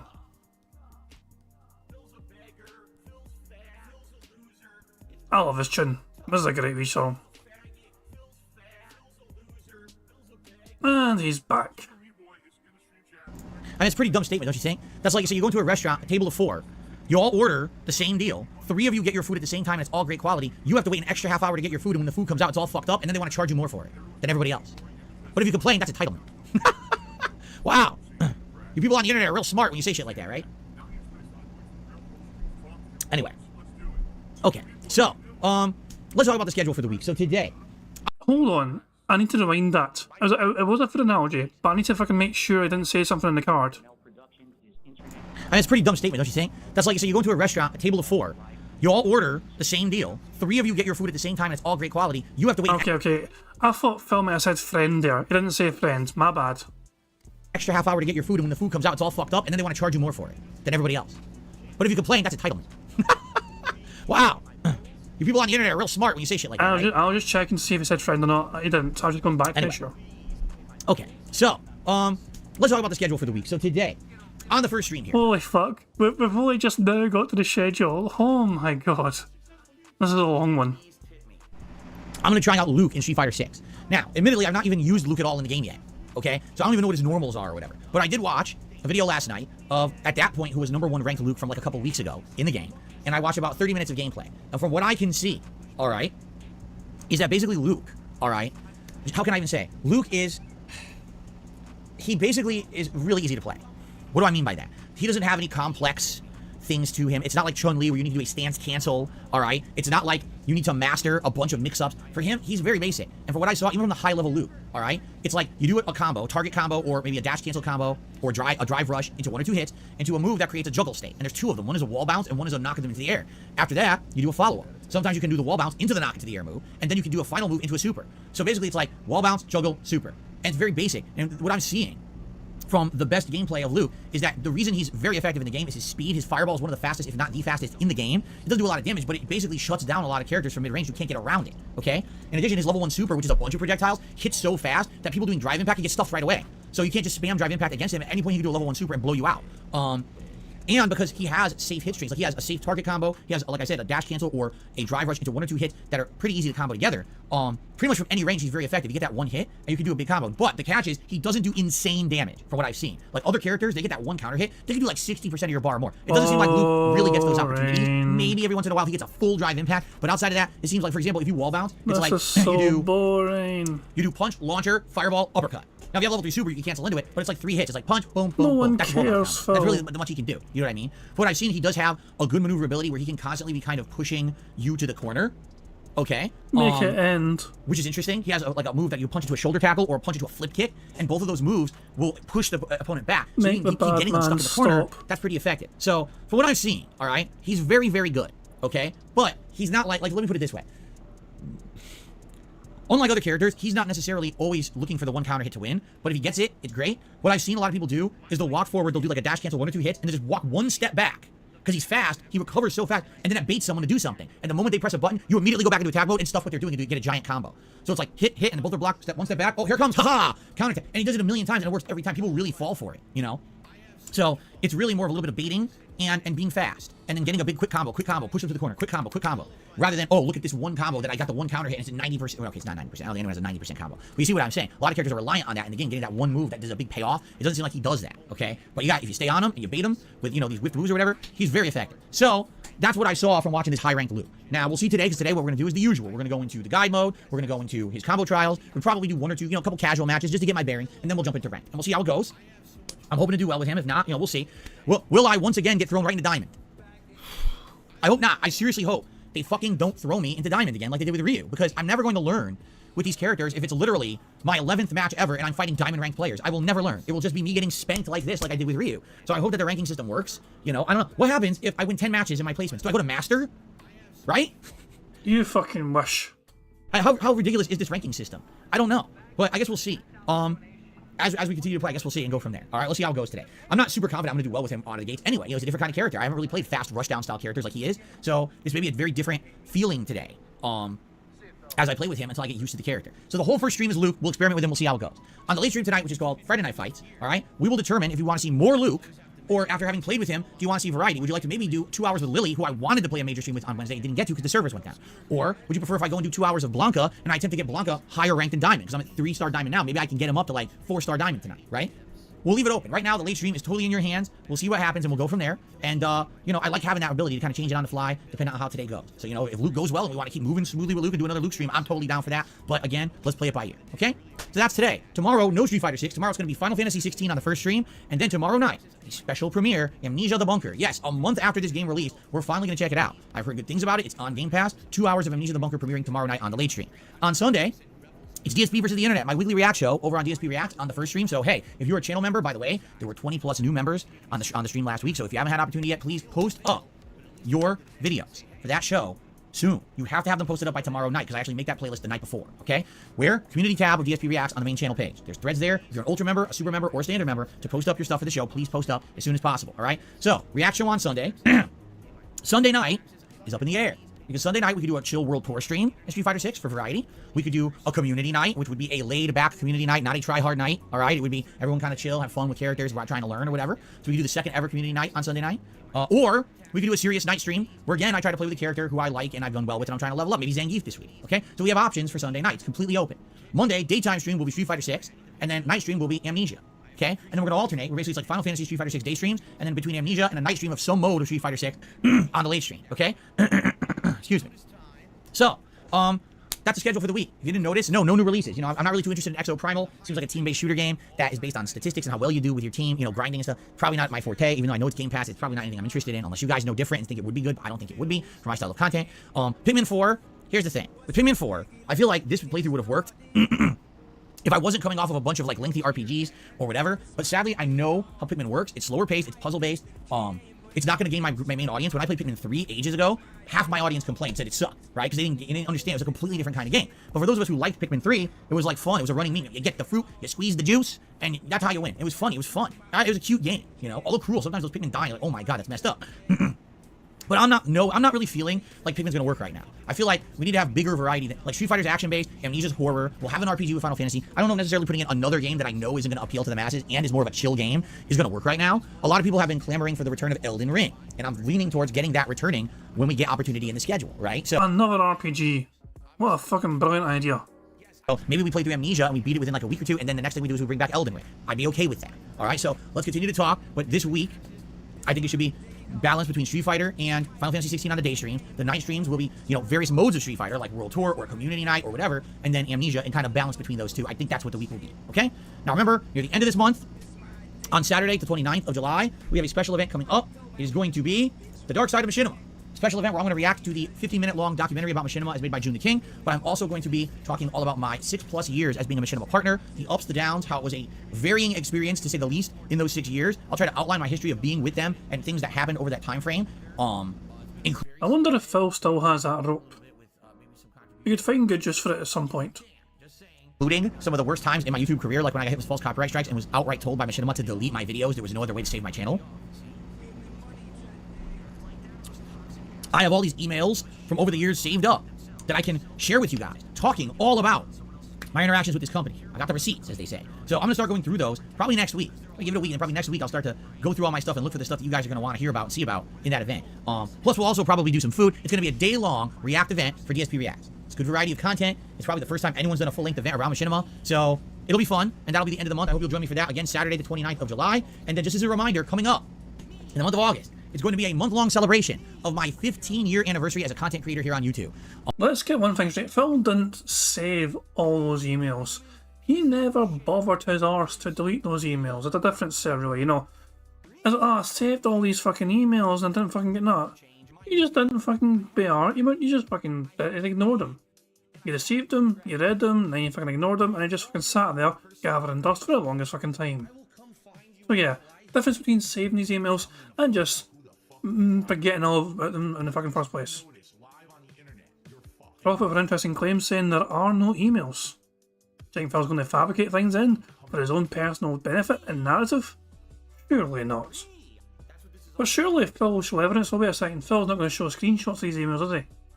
He's going to have apparent printouts of these emails. But I'll bet.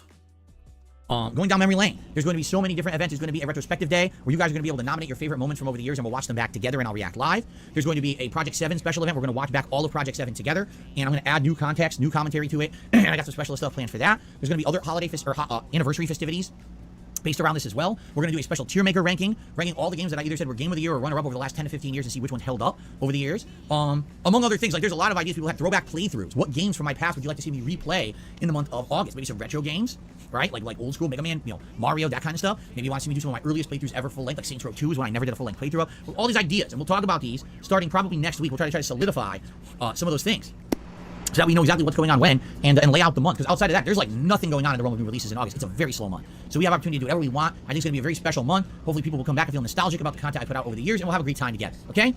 All right. So there you have it. All right, that's what I had to talk about today. You know, as for news stories, there's not a heck of a lot to talk about. However, oh my God, excuse me. Woo! Let's see here. The one news story that really came out that people are kind of talking about is that Game Pass is increasing its price. I don't know if you guys heard Game Pass price is going up like $3 a month or something like that. So it used to be like $14 a month, and now it's like $17 a month, and that's going into effect this month. So for those of you who are Game Pass Ultimate subscribers, FYI, the cost is going up a few bucks a month. For me personally, to have the full online play of my games on Xbox, to have free games every month, like I'm about to start playing Amnesia the Bunker, I'm down for that. It's okay for me, you know, but we'll see if that value continues to hold up. If they keep increasing the price, you know, like once a year, some people might get skeptical about if they want to keep this or not. For me, right now, it's okay. I think the value is there. The other announcement is that, get this, okay?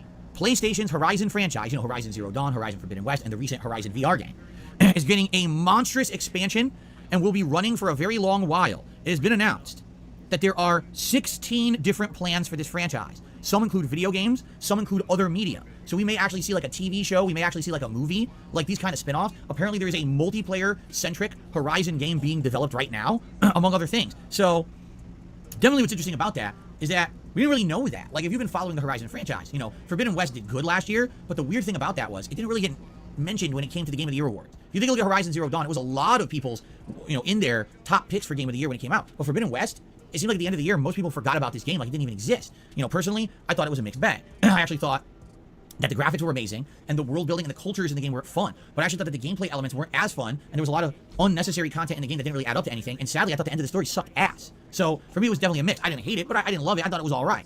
So for them to say, oh, we're going to now be doing a ginormous number of spin-offs, I'm like, are you sure that that's warranted? Like, are you sure if you do 3 spin-off games and a TV show and a movie that there's going to be enough interest for that amount of investment? 'Cause that's a lot of investment that you're putting into this franchise, a lot of faith, right? Maybe it could be a good movie. Maybe, you know, a Horizon movie would be quite good. I don't know. I mean, basically, you take the CGI from Transformers, right, and actually apply it to something that's not shitty, because I think Horizon's better than the Transformers movies as of late, let's be honest. You know, get a good actress in there to be the lead, and go with the same plot, and just make it, you know, a little bit more Hollywood-esque. I think it might actually be a good movie, if they do it right. You know, if they don't rewrite the whole goddamn thing from the ground up. I think if they stick to the plot, unlike the Uncharted movie, which had, you know, almost no ties to the fucking real games, right? But I don't know, they're saying, about this multiplayer game, I don't know about this. Like, honestly, I think the best parts of the Horizon games are the kind of the narrative, the story, and the cultures and the world building. I mean, the combat's good, but could you imagine playing a multiplayer game where all you do is team up with people online, like a group of 2 or 4, and you just do hunts? Would you not get bored? I would. Like, I don't think I would want to just do that endlessly. I get super bored, right? Maybe some people would get hooked on it, but do we really need another idea of another one of these co-op online games? I don't know.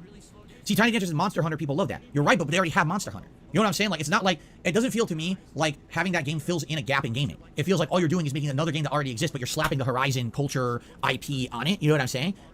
We don't need that. We already have a ginormously positive and very, very successful, profitable franchise in Monster Hunter. So why do, I mean, take a look at, what was the other one that came out this year? That was another version. It was like, another company made a Monster Hunter game. I mean, at first it did well, and within 2 months, the thing was at discount shelves for like $30. Because we already have Monster Hunter. So we don't need other franchises. You know what I'm saying? Like, it seems, I would hope that if they do something, they do something different and original, and they don't try to like bandwagon it. You know what I mean? I hate the bandwagoning of, well, everyone else already did that, so why can't we just do that with Verizon? Well, or Verizon, excuse me, it's a phone company. Horizon is what I meant to say. Right? So, yeah, I don't know, man. You know, I'm skeptical. I think that it could work, but I don't know. Like, 16 projects? They literally said they're working on 16 projects. Are you out of your mind? Like, I could see maybe, okay, you're making the new sequel, you're making a DLC, maybe you're making another VR game, you're making a multiplayer game, you're making a movie, you're making an animated series, you're making a TV show. I don't know. Aloy's gonna cut a hot new musical drop. She's gonna drop a new album. All right. That's how many? It's 8. Okay, we're halfway there. What's next? They're gonna open up the Horizon restaurants where you eat Bronco burgers and shit. You know, like you get to the point like, what are they? Oh, you're right. Mobile game. Mobile games. That's 10. We gotta come up with 6 more. What are they doing 16 of? I don't know. That seems like a lot to me. Maybe I am off base here, but it just seems like that's an awful lot for the Horizon franchise. But all right. Anyway, I digress. That's the news. Not a lot of gaming news to talk about today. We gotta get the shout outs, and it's already 12:30, so I think we should jump into shout out. Don't worry, I guarantee you some of these tips and things are gonna be troll tips. Based on the discussion we had earlier, I guarantee you some of these will be troll tips. Okay, now 672 did a super chat. Says, I've been waiting this whole time to play you. Are you telling me now I can't try hard or play with my main character? Where's the sense of competition? Okay, I think we already discussed this. And we're having a casual night, where the whole idea is that people are going in there and just trying to have a casual. Here we go again. Fuck me. Good time, then we'll do that. If we're gonna have a night that we call competition night, the night when everyone come in with your best, right? Everyone throw me your diamond ranks, your master ranks, give me your absolute best that you have. Money, yeah, yeah. Money, money. Oh, money, money. Yeah, yeah. Money, money. Thank you very much, bro. I was trying to say that again, if it's jumping on my fucking tongue. Thank you very much to Bart for super chat. Who says, how's that Project 7 comic book coming along, Phil? Yeah, Phil's going to fucking do some more Project 7 retconning based on the fucking shit that fucking Howard and John said in their fucking original React crap from fucking years ago. Phil's planning that as part of his fucking anniversary crap. It's just, Jesus fucking Christ. That is going to be something interesting. Phil's going to add new details based on what fucking Howard and John said. Fucking hell, man. Once more, Phil profiting of his former friends. Competition night, the night when everyone come in with your best, right? Everyone throw me your diamond ranks, your master ranks, give me your absolute best that you have to throw against me, and I'll play with Blanca all night. I'd be down for that. It's kind of like Phil versus the world. Phil faces all challengers. That's very different than like community fun night. You see, it is. It's a very different mentality. And now that we've established that, and again, thanks to Big Papa Phil who gave that idea. I'm gonna give credit where credit is due. That was perfect. When he said it was like perfect time. I was like, that's exactly how we should do this moving forward. So there you go. So you want to challenge me with your absolute top of the tip best? All right, do so on those nights. Otherwise, it's going to be more of a laid-back atmosphere. And, you know, I'm probably just going to be playing with a variety of characters. And, yeah, if you come at me with your master level dude. Money, yeah, yeah. Money, money. Oh, money, money. Yeah, yeah. Money, money. Thank you very much, D-Dog, for the super chat. It says to Barrett Wells in response to Barrett Wells asking, how's that Project 7 comic book coming along, Phil? D-Dog responds, it's after the Project 7 PJ pants. So there you go. Otherwise, it's going to be more of a laid-back atmosphere. And, you know, I'm probably just going to be playing with a variety of characters. And, yeah, if you come at me with your master level dude, and I'm picking my, you know, my gold or 1-star platinum character I've used once, it's probably not going to be a very fun time. Okay, continuing on. Let's see here. All right, so let's start today with an overnight tip. I think you can guess who this possibly could be from. Game Tracker. All right, Game Tracker. Thank you very much. It's not loading. Oh, there it is. Okay. Thank you very much, Game Tracker. For a $29.90. Hold on. Okay, a $29.99 tip. It was very delayed. And he's going to talk about Luke this morning. Cool. So he says, Luke Tan, the character, has interesting similarities to Ryu. They're both meant to be beginner-friendly. They're both fundamentally Shoto style with their fireball, uppercut, and advancing specials, and they're both super demanding at high level in Street Fighter 6. Speaking of high level, I don't see Luke that much in tournaments and such. From what I gather, it's because most top players essentially believe that with the game's current balance, Ken's effectively Luke, but better. I'll agree there from what I've seen. On a different subject, I have your wins and losses from your viewer matches. In the order you first picked them: Lily, 7 wins, 5 losses. Ryu, 7 wins, 3 losses. Zangief, 7 wins, 3 losses. Marisa, 6 wins, 2 losses. Honda, 2-0. Chun-Li, 0-2. Yeah, I sucked with Chun-Li. Dalsim, 4-2. Blanca, 10-4. And by the way, why so much Blanca? Because I kept redoing a match. Remember I told you when you're in a match and if people are queued up and you continue, Yeah, fucking whatever you say, Phil. The truth of the fucking matter, you stuck to your best character for a lot of that fucking shit. can't change characters. So I had like 4 or 5 people queued up and I wanted to keep playing. That was literally, I think, I only played him twice, but it was one single match and then I changed it, and the other thing was like a string of 3 or 4 fights because I didn't want to quit out because people were lined up, you see? Okay, so he says this is not super meaningful numbers or anything with how these matches, you know, but here they are. Your totals for the night were 43 wins and 21 losses overall. And that's about in line. 43 wins, 21 losses, that's about in line, right? No, it's not. That means that you're like fucking like 66% or some bitch close to like, not really, Phil. You're pretty much like barely over 50%. You're like, usually you're fucking lucky to break even by a small amount. Yeah. No, that's horribly off. That's not in line. That's actually way more wins. But probably that's because, you know, I'm playing viewers were all highly ranked or whatever. I was like, that's not correct. That's actually a higher win-loss ratio. What am I talking about? Okay. Dumbass. Continuing on.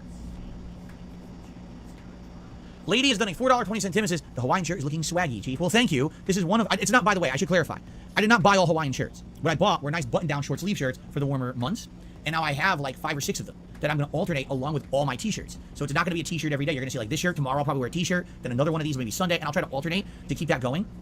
I guess you could call them bowling shirts or whatever. I guess that's what they're called, right? It's a short sleeve button down, whatever they're called. Whatever that's called, I have a bunch of them now. And they're different. They're not all Hawaiian. There's different styles you'll see as I wear these shirts moving forward. So, and it's comfortable. Man, this shirt is comfortable. I love these shirts. They're very comfortable shirts. So thank you very much, Lady, for the $4.20 tip. I appreciate that very much.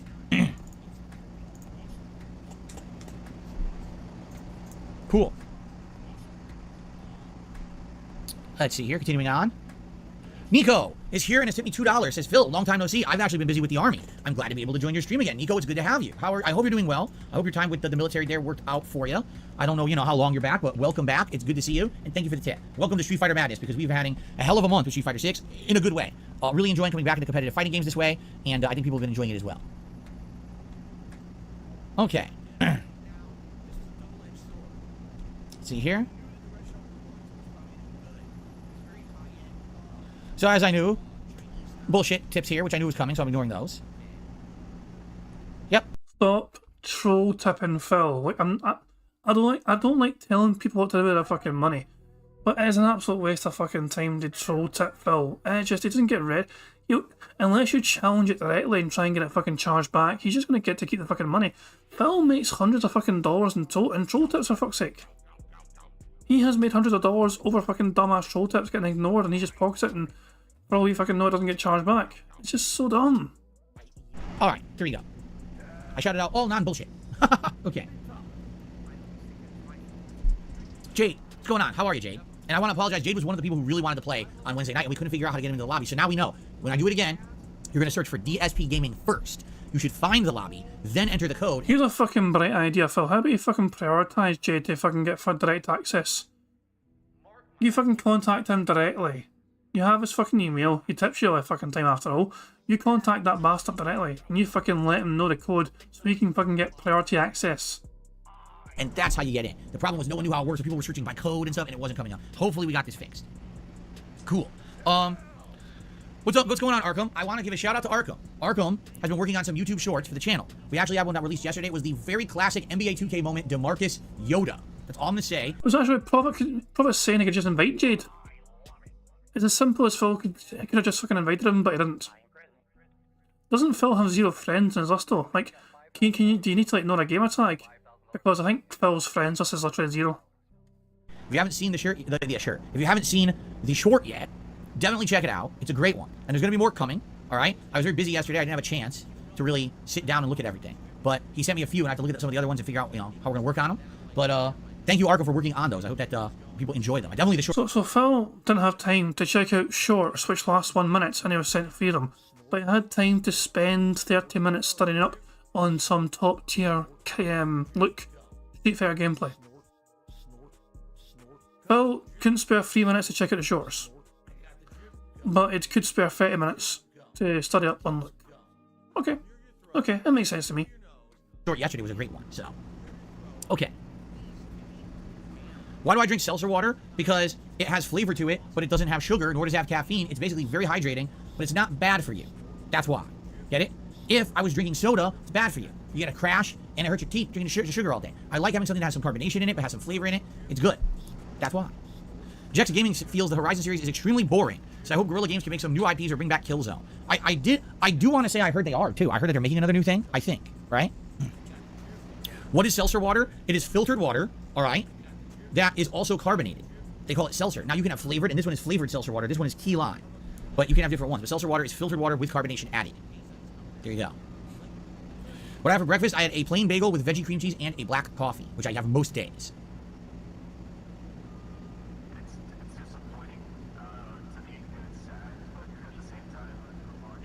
Now, keep in mind, Phil has not said the words Q&A yet. This is Q&A. But he's no fucking bothered to say it's goddamn Q&A yet. And we can't need him to say it. Oh, I don't know about that. Jex Gaming says, I would love to see you return to NBA 2K when 2K24 comes out. I don't know if I really want to be playing NBA 2K right now. I don't know. I also don't know when it comes out either. Richard just did a super chat. Says, when will the next feasting with Phil be? Your wife seems to enjoy cooking. Do you think she'd become a professional chef? I have no idea, nor do I know if she would ever be interested in something like that. But she's getting better. I would say over time she is getting much better as a cook. She's actually making a new thing today, some kind of a chicken bake. It's gonna have chicken and stuffing and broccoli and other ingredients, seasonings. You make all the ingredients, you put them together, you bake them in the oven, and we're gonna have something like that for dinner today. So, but anyway, next feasting with Phil will likely be during the Dark Side of Machinima event that again will take place on Saturday, July 29th. I'll probably have some food ordered that day and we'll have a meal together. You know, my wife already did cooking for this month for the digital summer party. So probably next month for August for my anniversary celebrations. Maybe during the retrospective day, she'll do some special stuff for us, right? Okay. Alistair says, your videos were showing up in my recommended the other day. Perhaps your discoverability is going up. Well, yes and no. I would say, overall, as long as you guys keep up with engagement, and what that means is liking videos you're enjoying and leaving comments. That is a key factor in having your video show up on YouTube recommended in any way. Seriously, I know some people say, oh, it's not that big of a deal. No, it's the opposite. That literally is, if you have someone who's getting a lot of likes and a lot of comments, that makes videos get found on YouTube, okay? So that adds to discoverability. But the other thing, I hate to say it, the other thing is, it's about your viewing history. So if you're someone who's already watching my content, you have a much, much, much higher percentile rate that you're going to get stuff recommended. I'll give Percentile rate. There's the word percentile there for fucking old time's sake. Fuck me. Apparently we've got 100 likes. Thank you very much, guys, for liking the stream. We got 100 likes. So we've earned a free space. We're one burp as well, by the way. We're one more DSP burp away from another free space, and we're 3 more snorts away from a free space as well. So we're on the fucking brink of multiple free spaces. But you guys have fucking earned the first free space anyway by liking the stream enough. So not only does it earn us a free space, but you guys also get to enjoy the Bubbles animation that Pixar Animations so very kindly made for us all to enjoy whenever we hit the 100 likes goal. Look at him waddling in.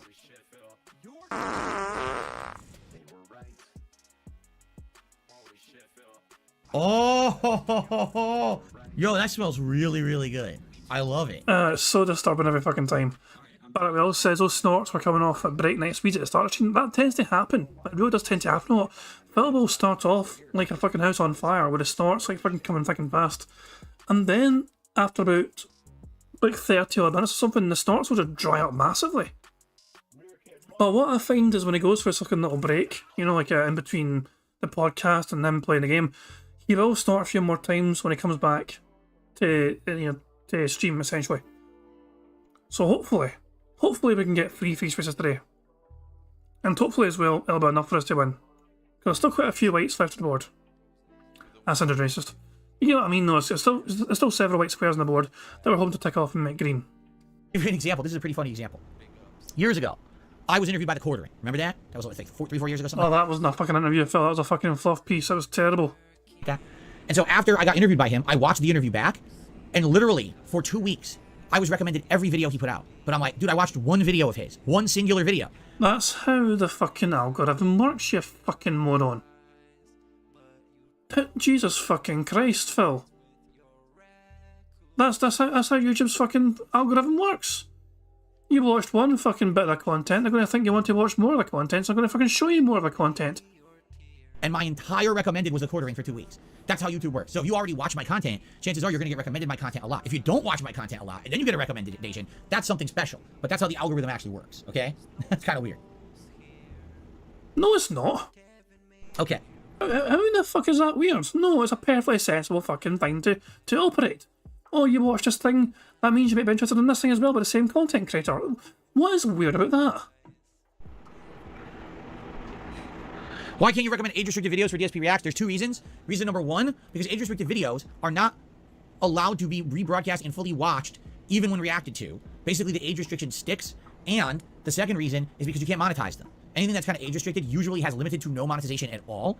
So any chance of me making any kind of profit on a video that's age-restricted is completely erased. That's why. So it's 2. He started this, remember at the start of the stream, he was fucking reminding his audience that it doesn't really make much at all in ad revenue, and it basically relies on contributions from people. The ad revenue is barely fuck all for him these days. And all of a sudden it's a very important thing that he fucking gets these fucking videos advertised and monetized and all that shit. 2 reasons. Number 1, I want everyone to be able to watch the video that I'm making. And if it's age restricted, there's a chance a large group of my audience won't be able to watch it because it still has that block, and a lot of people can't watch those videos. But number 2, I also can't make money on it, so it's kind of double reason, you know? No, I've never been on a bull. Let's see here. What's my favorite Mega Man game? Mega Man 2. Although 3 is also great. 2 and 3 are my favorites. And then probably Mega Man X.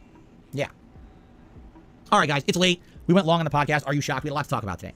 Thank you very much for listening. Thanks for those. First of all, you saw the excessive amount of trolls we had today, right? And thanks for allowing me to take care of them. I was not angry at most people here, but as you saw, there was a concerted group of idiots who came here this morning to try to piss me off, and a lot of them are gone now, which is good. Thanks to those who gave me ideas. Because again, when I do something new, all right, on my streams, it really is us growing together. And when I did the community night on Wednesday night, I knew that we were going to have to improve it. Immediately, I saw there were shortcomings. People were trying to join. They couldn't join. People were getting spots taken up by trolls. I couldn't figure out, should I stay in a room? Should I get out of the room? Should it be an understanding that you quit after one match? Should it be a mentality of more casual play? Should it be a tryhard mentality? I didn't know what I was doing, right? So admittedly, you're always going to have that first time you do something, there's going to be problems, there's going to be messes, and I apologize, obviously, for anyone who was maybe upset by how it went on Wednesday. In general, it seems like most people liked it. Of course, idiots made drama for a whole day when I was off because they're morons and no one gives 2 fucks about what they say. But in general, I'm just happy I did it, all right? I want to do it again. I don't know if it's going to be Sunday or Monday night. We'll figure that out. But when we do it again, I think we'll have a little bit of the bugs worked out, a little bit better this time, right?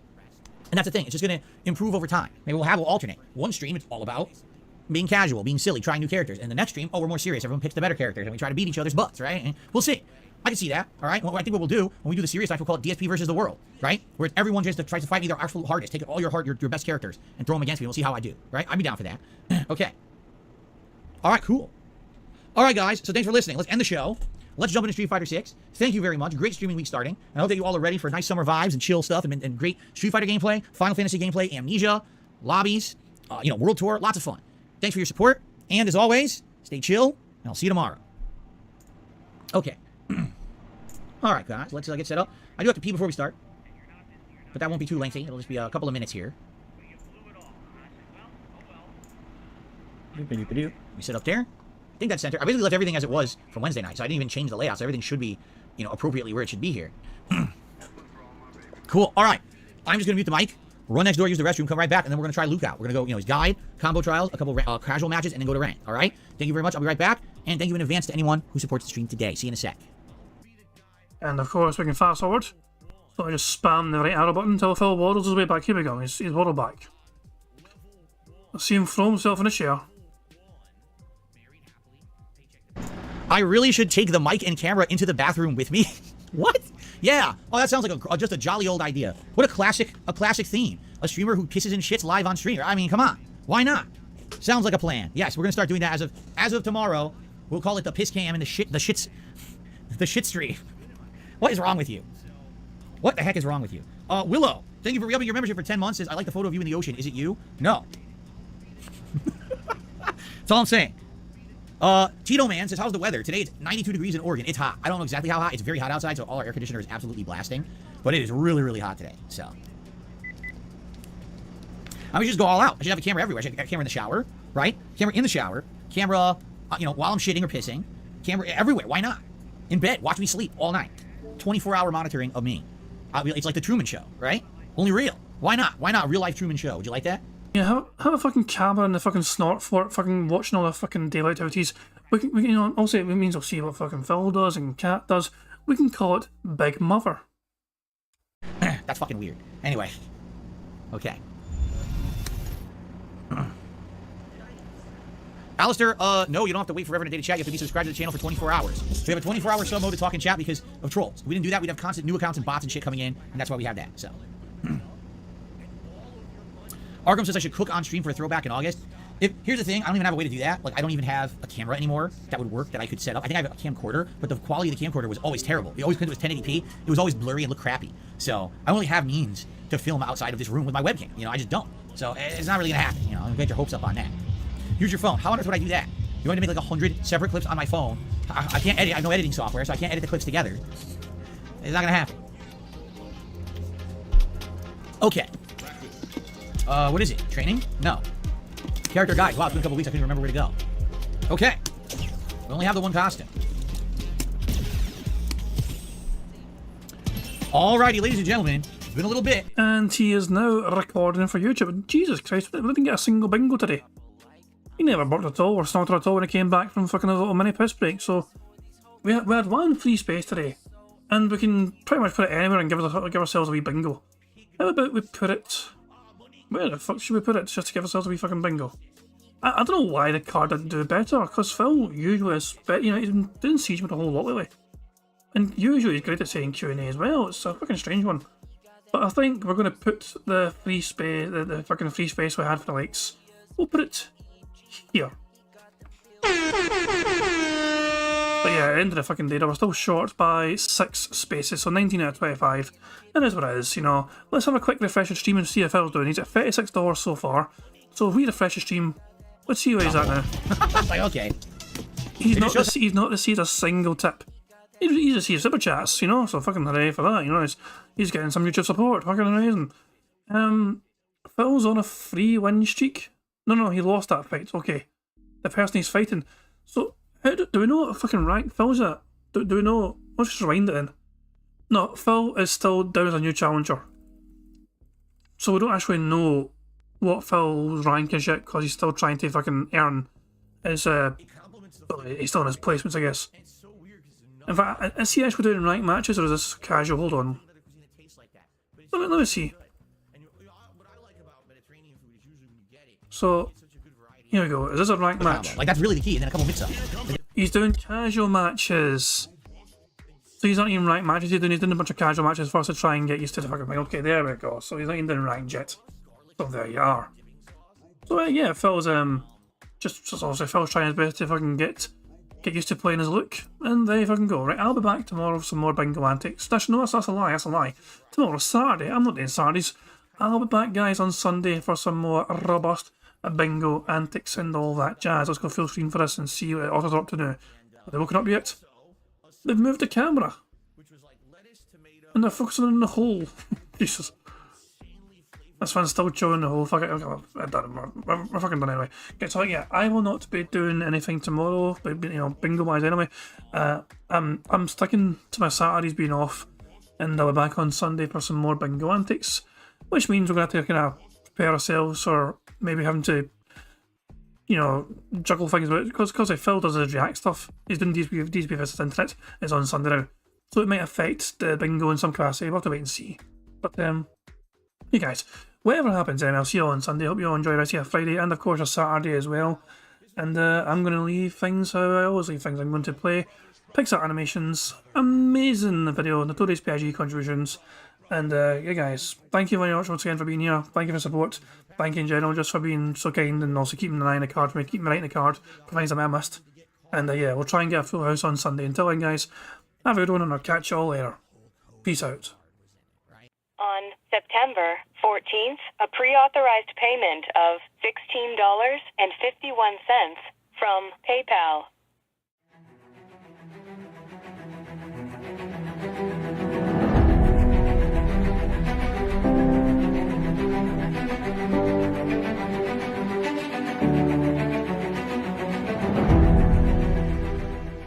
All right, Luna Mills has tipped me $1.30. It says, I'm back. What's your favorite type of shower? When you're showered in money. When you go outside and all of a sudden, greenbacks start falling from the sky. And you raise your face up. You're like, oh, you start dancing. You go, oh, money, money. Yeah, yeah. All right. I don't know what the hell you're talking about. But thank you for the first tip of the day.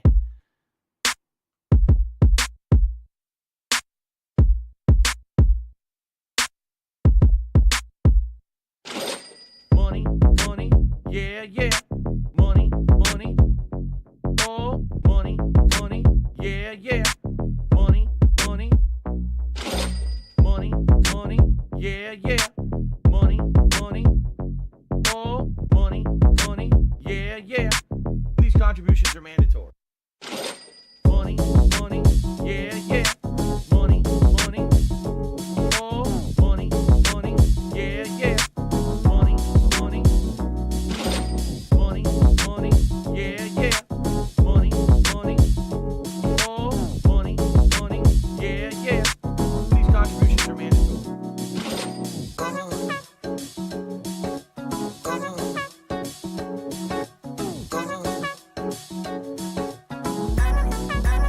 Show me the money.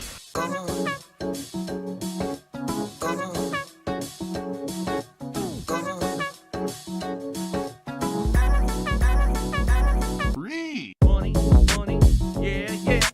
Money, money, oh, money, money, yeah, yeah. Money, money, money, money, yeah, yeah. Money, money, oh, money, money, yeah, yeah. These contributions are mandatory. And it's gone, just gone like that, in an instant.